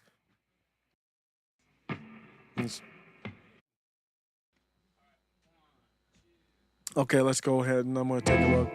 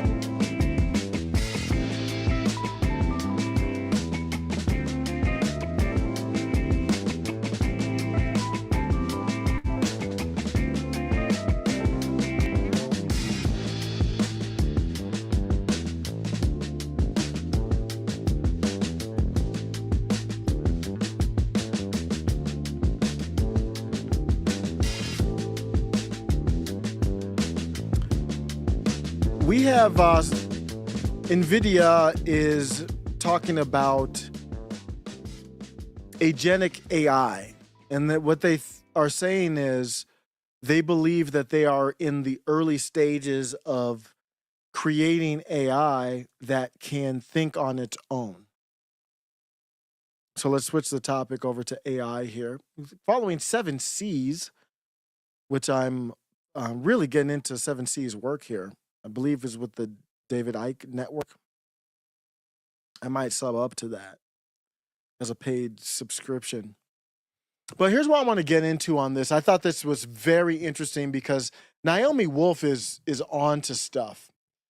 And I have to think through it as well. But what she's on to is the AI thing is becoming a problem where we're pretty much getting to the point where it's too late to stop the kind of the AI, for a lack of a better term, the artificial intelligence kind of transformation of all of government and society. AI will be a tool that your common people like you and I can use, but we can still try to stop what's happening here. I'm looking at it. Here's just a little clip from an article he posted. As AI accelerates, the financial industry faces a transformative era defined by agentic AI. Basically, it's saying it's an agent, like it's an agent on its own. Unlike today's Gen AI models, which they are AI, but they're not like the AI that you think of when you really think of something that can think on its own. It's really just a bunch of search. It's just a fancy search engine, but that's what we are. I just search through my memory and I pick the next word. I mean, it's not that much different than what we are. But we respond to, or it will respond to specific human prompts, the current generation. Agentic AI can independently perceive, reason, act, and learn without constant human guidance. So you won't necessarily need a prompt. It'll just know and remember everything. I don't know the amount of energy and storage space it takes to keep all this stuff is insane. And then as it keeps more memories, it's more important. So what if Google loses all your pictures? That's one thing. But what if you have literally your whole memory and personality saved to a place where you can put it into a robot or something like that? You'll put it into a camera. It will know your preferences. It will know you. It will know what you're thinking before you're thinking. You would download your thoughts chip to a camera, thoughts chip to your phone, and you can literally have the phone call on your behalf, and it will know when you want the appointment. It will know your preferences for your doctor. It will know these things because it is you, basically. I mean, that's where we're going. But if you have to store all this stuff, where do you store it, and where do you back it up? I mean, what if you lose it? It's pretty valuable. But they're saying that the agentic AI, which they could be using to manipulate the market, who knows, these announcements, but they say it can be independent. Research by the Cambridge Center for Alternative Finance and the World Economic Forum of 2020 highlighted AI's growing influence on finance. All these articles are being written by AI, with AI now. I would bet money that this was written with AI, which is nothing wrong. Everything I do is written with AI or edited with it, but it's way more than, even a year ago. It's like 90% of the articles I read are AI. Building on advancing Gen AI, agentic AI is poised to deepen this impact on financial services. So you see you're close to agentic AI. And then I had she didn't reply to me, but I had a noticing moment with Naomi Wolf. So let me look that up real quick. Naomi Wolf is noticing, not exactly the agentic stuff, but Naomi Wolf is noticing that Elon Musk is moving in more aggressive with the AI. And I talked about this a little bit, was it yesterday or 2 days ago when I did a live, and I talked about it from the standpoint of he's going to AI the government. And I think she's identifying some problems, but she is identifying some problems, but she's not fully articulating it. Is I think what is the problem with what's happening with Naomi Wolf, which I think she's very smart, very bright. I'm not against her. I think she needs some collaboration though on some of this stuff here. She's stepping a little bit to me outside of her area of expertise, and that's why you're seeing a little bit of this. I don't want to say mistakes, but refinement. That's why I talk about you have to build with people on the left, the libertarians. They can help round you off.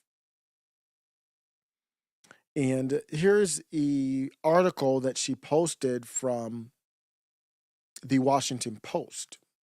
It says, Elon Musk's Doge feeding sensitive federal data into AI to target cuts. And we've been talking about, we've already known that. But there was a little bit more in this that I didn't know. And I think that was the article. That Elon Musk has a proprietary software that he's rolling out to government employees. He has software that is basically like a ChatGPT, but it actually uses Claude. It doesn't use Grok, which is kind of interesting. But he has it and is rolling out to employees. I actually have a deep dive on that. Let's go to that. I think that'll be the most informative on that because I did that earlier today. I was doing all kinds of deep dives today. I'm using Perplexity because they're deep dives. They're not as good as ChatGPT, but they're quicker. So I've been using them just to at least get the conversation started. And then if I really like it and I'm interested in it, then I go to ChatGPT to flesh it out. So let's look at the Wired. This was actually a Wired article. Is where you can't even play the audio from. I don't think you can do the audio read from the computer, which is annoying. I always go to the computer and forget. The only place that I see you can do the read is from the phone. So I'll do this when I'll be out because I think it's actually 1:10 now. So I lost an hour. Let's do this. I thought this was very, very interesting. Department of Government Efficiency, DOGE, spearheaded by Elon Musk and aligned with the Trump administration, has initiated a sweeping transformation of federal operations through the deployment of artificial intelligence tools. Central to this effort is GSAI, a proprietary chatbot rolled out to 1,500 employees at the General. Yo, that's problematic. He's rolling out a proprietary, which means he owns it, platform. How does that work? That's crossing the line. But they do that all the time with defense contracts, and there's contracts all over the government. So they're probably like, well, this is just another contract. I never liked any of these government contracts. Administration, GSA, marking a pivotal shift toward automating tasks traditionally performed by humans. While framed as a modernization initiative, the accelerated adoption of GSA coincides with widespread layoffs across federal agencies, raising concerns about the broader strategy to reduce the workforce through AI-driven efficiencies. This report examines the technological, operational, and ethical dimensions of DOGE's AI integration, contextualizing its implications for governance, labor, and public trust. Deployment of GSAI's in federal agencies. GSAI's deployment follows a rapid development timeline under DOGE's leadership. Initially tested in February 2025 with 150 users. We're not even 2 months. Trump took over January 20th. January to February, we're not even 2 months. Elon moves fast. That bot was expanded to 1,500 employees within weeks, reflecting Musk's prioritization of AI-driven automation.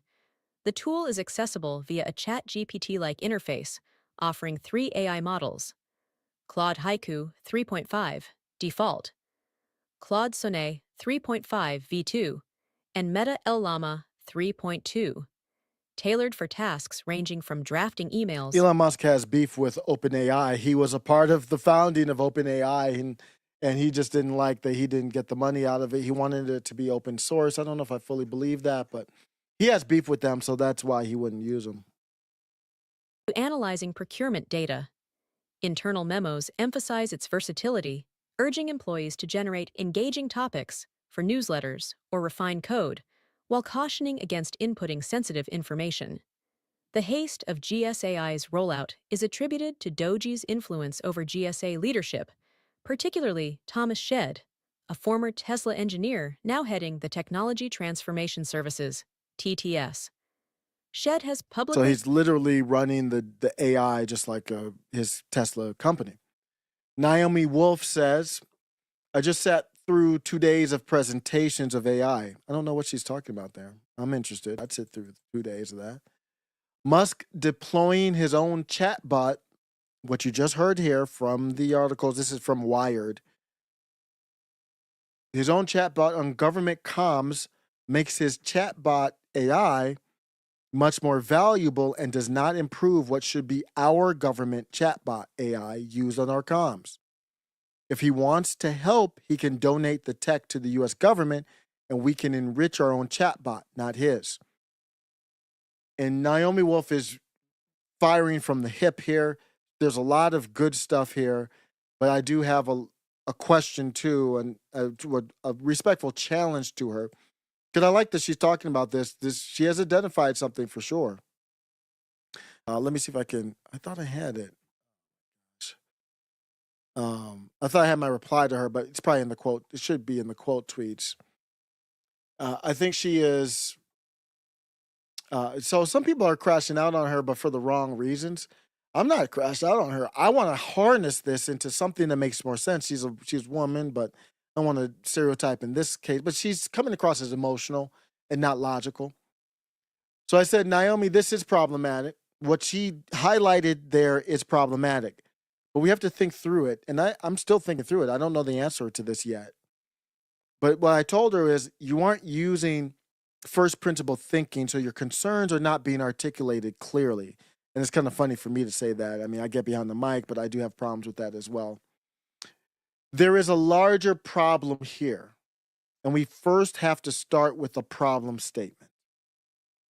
What is the specific problem we're trying to solve? So you go to Naomi Wolf. She says, I just sat through the 2 days of presentation with AI. Musk is deploying his own chatbot on government comms. We should have our own government comms. So you're all over the place. Is the problem that we don't have our own government comms? If that's the problem, okay, that's one problem. Then there's another problem. Is the problem that we have a private company, proprietary software being used, contracted by the government to use for government issues, and that should be public? Something about it, like the information in it necessarily shouldn't be public, but how it operates, the algorithm should be public, shouldn't it? Unless they say national security, then now you don't have it. But you have government funds used to use an algorithm. Now, how do we know that basically Israel or any Qatar, any other country isn't running the algorithm for the government? Now we wouldn't know. It's more people doing the direct work.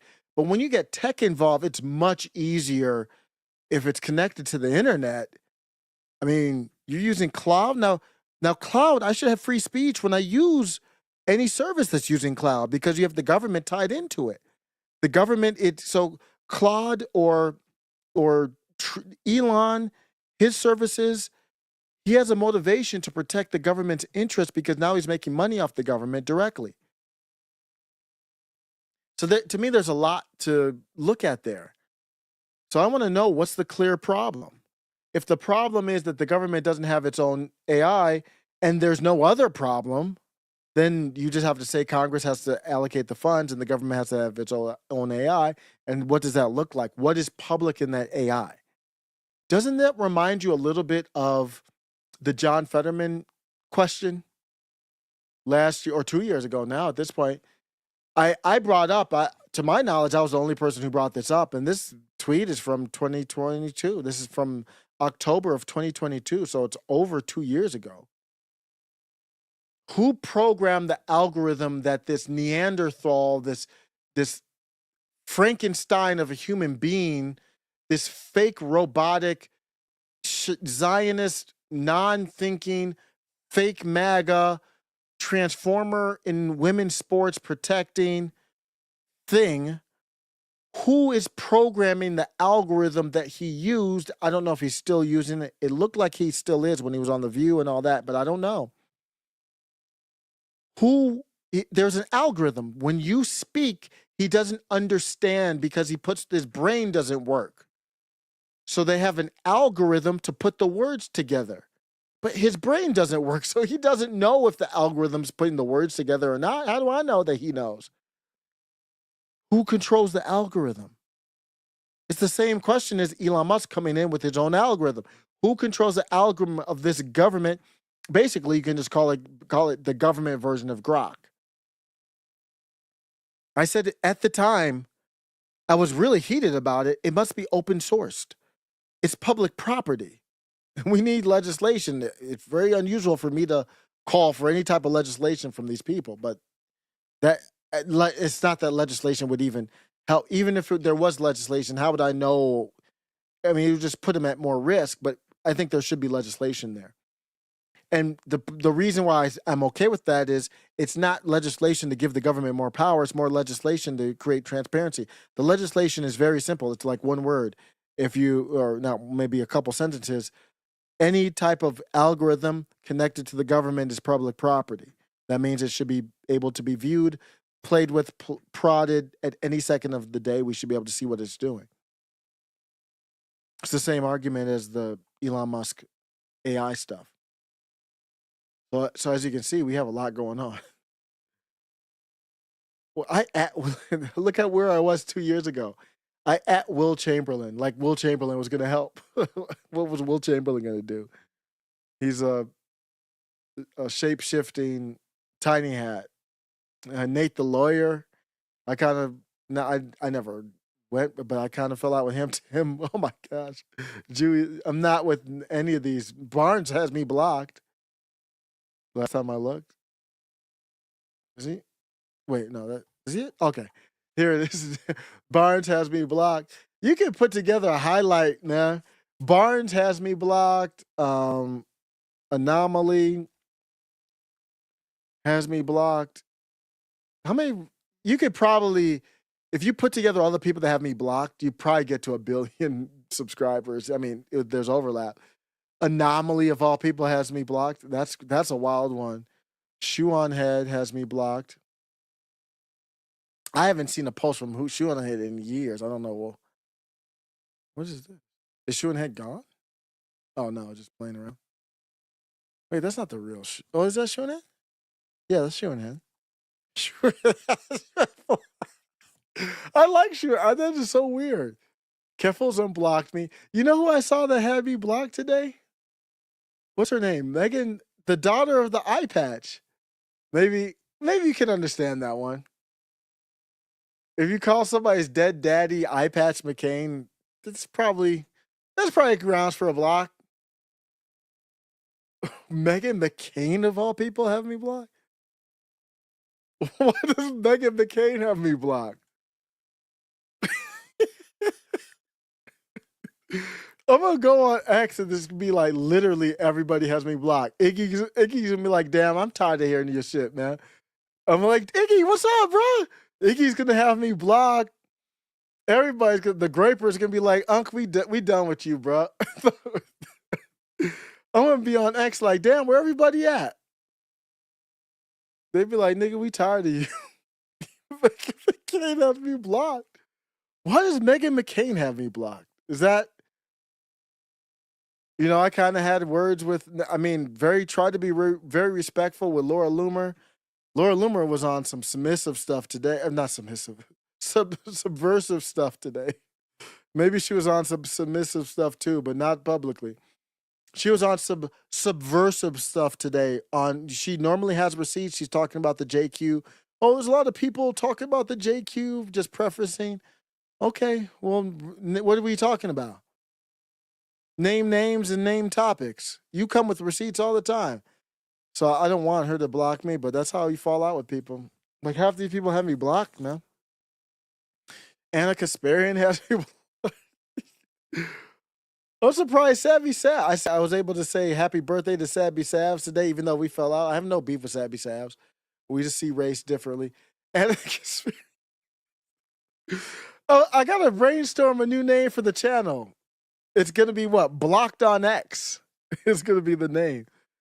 Anna Kasparian has you blocked. The Olivia, the overweight light skinned one that used to go on Tim Pool and is good with cool with Blaze TV and all that. I think she's cool with Cassandra McDonald. Yeah, that would hurt if Cassandra's probably like, bro, I'm tired of you too. That would hurt though if Cassandra, because I'm a big Cassandra fan, but no, I don't care. I'd still follow. What's her name? What's the heavier light skinned Olivia? I don't even remember her name. I saw her reply to Cassandra McDonald, and I was blocked by her too. I'm like, wait, I never had beef with you. I forgot what Dilly. I fell out with Dilly and them, man.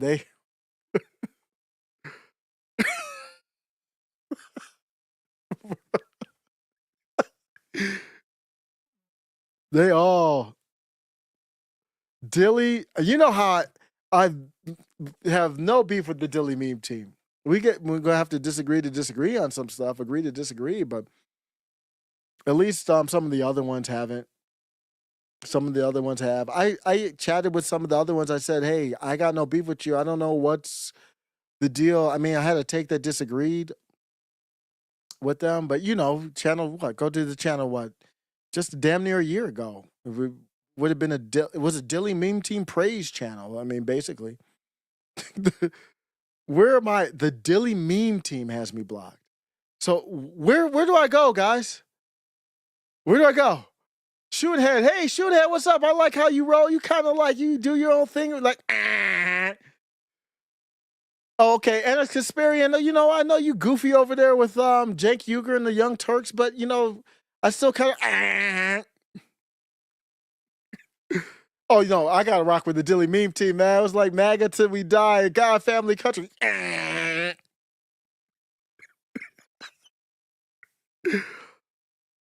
Okay, I'm gonna go more corporate, man. Megan McCain, what's going on? What's going on? Okay, I'm gonna go more libertarian, man. The libertarians, they're not gonna block me, man. I never have a beef with the libertarian. What's up with Anomaly, man? I played his bars on here, played him and Bryson, him and his joint. I done segments when I went back to him rapping when he was like 18 and still flowing and dope. You remind me of like a young, I don't know, Aesop, not Aesop Rocky, Aesop Rock from underground rapper, but he got his own style and okay, what's up? Ah. Somebody tell me, where do I go? Other than the Grapers, man, the Grapers, y'all can't block me, man. No matter how much I crash out, man, you can't, because I ain't got no home. I'm out in these streets naked, bro. If the Grapers block me, I'm done. I'm straight up on the street. They're gonna kick me out of the moving car. They can't. The Grapers can't block me, man. I literally got no one after that. The name of the channel is gonna be like nigga no one. No one's nigga. Like nigga got no one. Like literally every part of the political spectrum has me blocked. Like literally. Meaning like if you out in the cold and you need a warm place to stay, you ain't got no home here, bruh. Let's check in on Seth Dillon. Well, how about we're gonna go to let's check in on Seth Dillon. Babylon B. I never had beef with Babylon B. Is that a different? What is that symbol? That's not Babylon B. What is that symbol? Oh, that's a fake one. So I'm like, how you get a fake symbol like that? Or is that a different account? But since Seth Dillon, Babylon B, yeah, no. Maybe, I had some questions about his it wasn't about his faith, but you know, I didn't come at. I don't think I came at him sideways or anything like that. Let's see what are we doing with Seth Dillon. Why can't I find Seth Dillon? Let's check it. Let's check in on Seth Dillon and the relationship with Seth Dillon and Middle MAGA, formerly known as Middle MAGA. Let's check in. What? Oh, I'm a people. Why can't I not find Seth Dillon?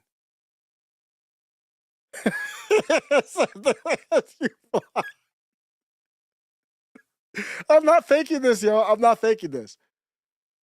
X at this point, the algorithm at X is like, no, we're not sending you to nobody. Because if you're blocked by people, if in a way the algorithm will say, well, then none of the niggas that rock with them want to rock with you. So I'll send out a tweet and like, nope, literally nobody. When Elon and Yakarina were like, you got freedom of speech, but you don't have that right for reach, they were talking about me. Not me literally, but my example. Seth, I'm blocked by Seth. Okay. All right. Well, remember James Lindsay. I called James Lindsay the general in this fifth generational, literally. I said, James Lindsay is the general in this fifth generational informational war. Let's see what he's up to. He's got over 500,000 subscribers, new discourses.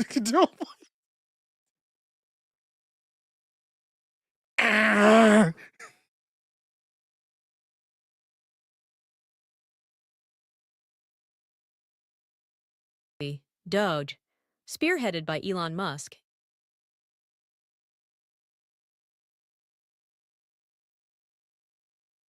I don't know, man. I don't know what to do, man. I don't know what to say.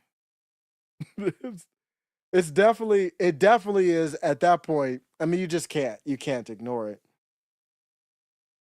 If you're blocked by the spectrum of people that I'm blocked by, I would like to. Here, I'm gonna play it off. I'm gonna put it up as like a wall of, pride for me that I'm blocked by the spectrum. But we are gonna have to. I always keep it 100.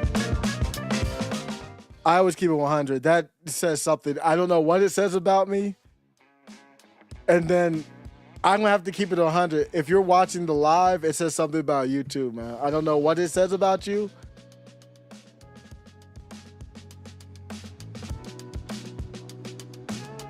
I don't know what it says about you, but it says something. If the guy's stream that you're watching is literally blocked by the biggest names in all of political X other than the Groypers, then it says something. There's a statement. I don't know what the statement is. Can you see how many people have you blocked? I just look at random account. Look at a random account that has like 1,000 followers, and this nigga will block me. Or this, I'm like, what the hell? I don't know you. That's wild. I could just probably pick a random, I swear to you, I'll pick a random account on X and it'd just be like, you're blocked.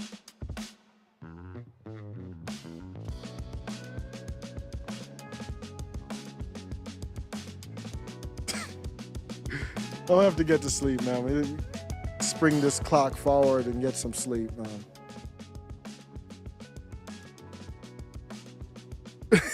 It's nothing. Said peace to my dark skinned niggas 07. Okay, we got Groypers in the building. See, they're gonna save it. Jordan Lott, what's up? Bro, you are savage, perfect for the libertarians. Thanks, man. The only other ones that don't have me blocked are the ones that I subscribe to. The funny thing is, though? I was subscribed to Robert Barnes on X. And the way I found out that he blocked me is they canceled my subscription. He's like $1 or $2 a month or something like that. I subscribed to Robert Barnes. And that nigga was like, I don't want your money. Just leave me alone.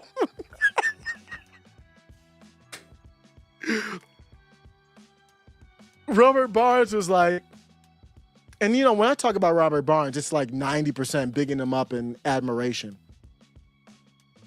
Robert Barnes is like, you can keep your $2 a month. Just leave me the hell alone.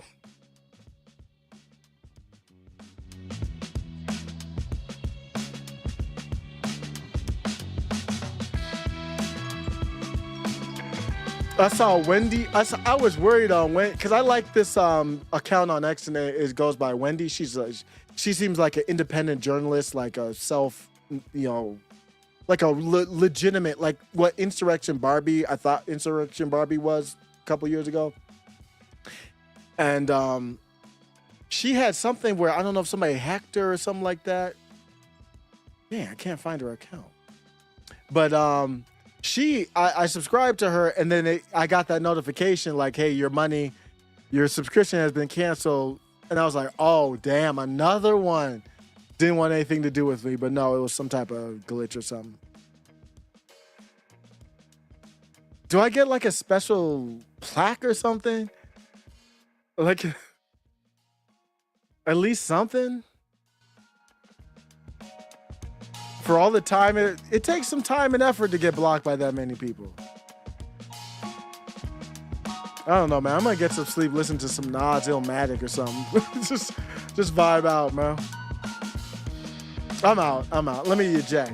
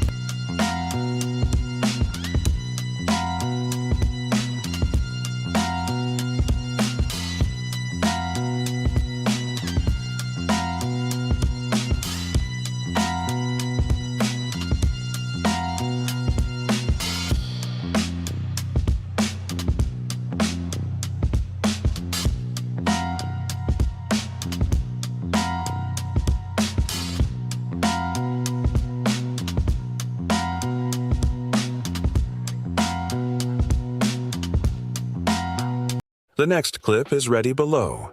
Welcome to After Show Carnage.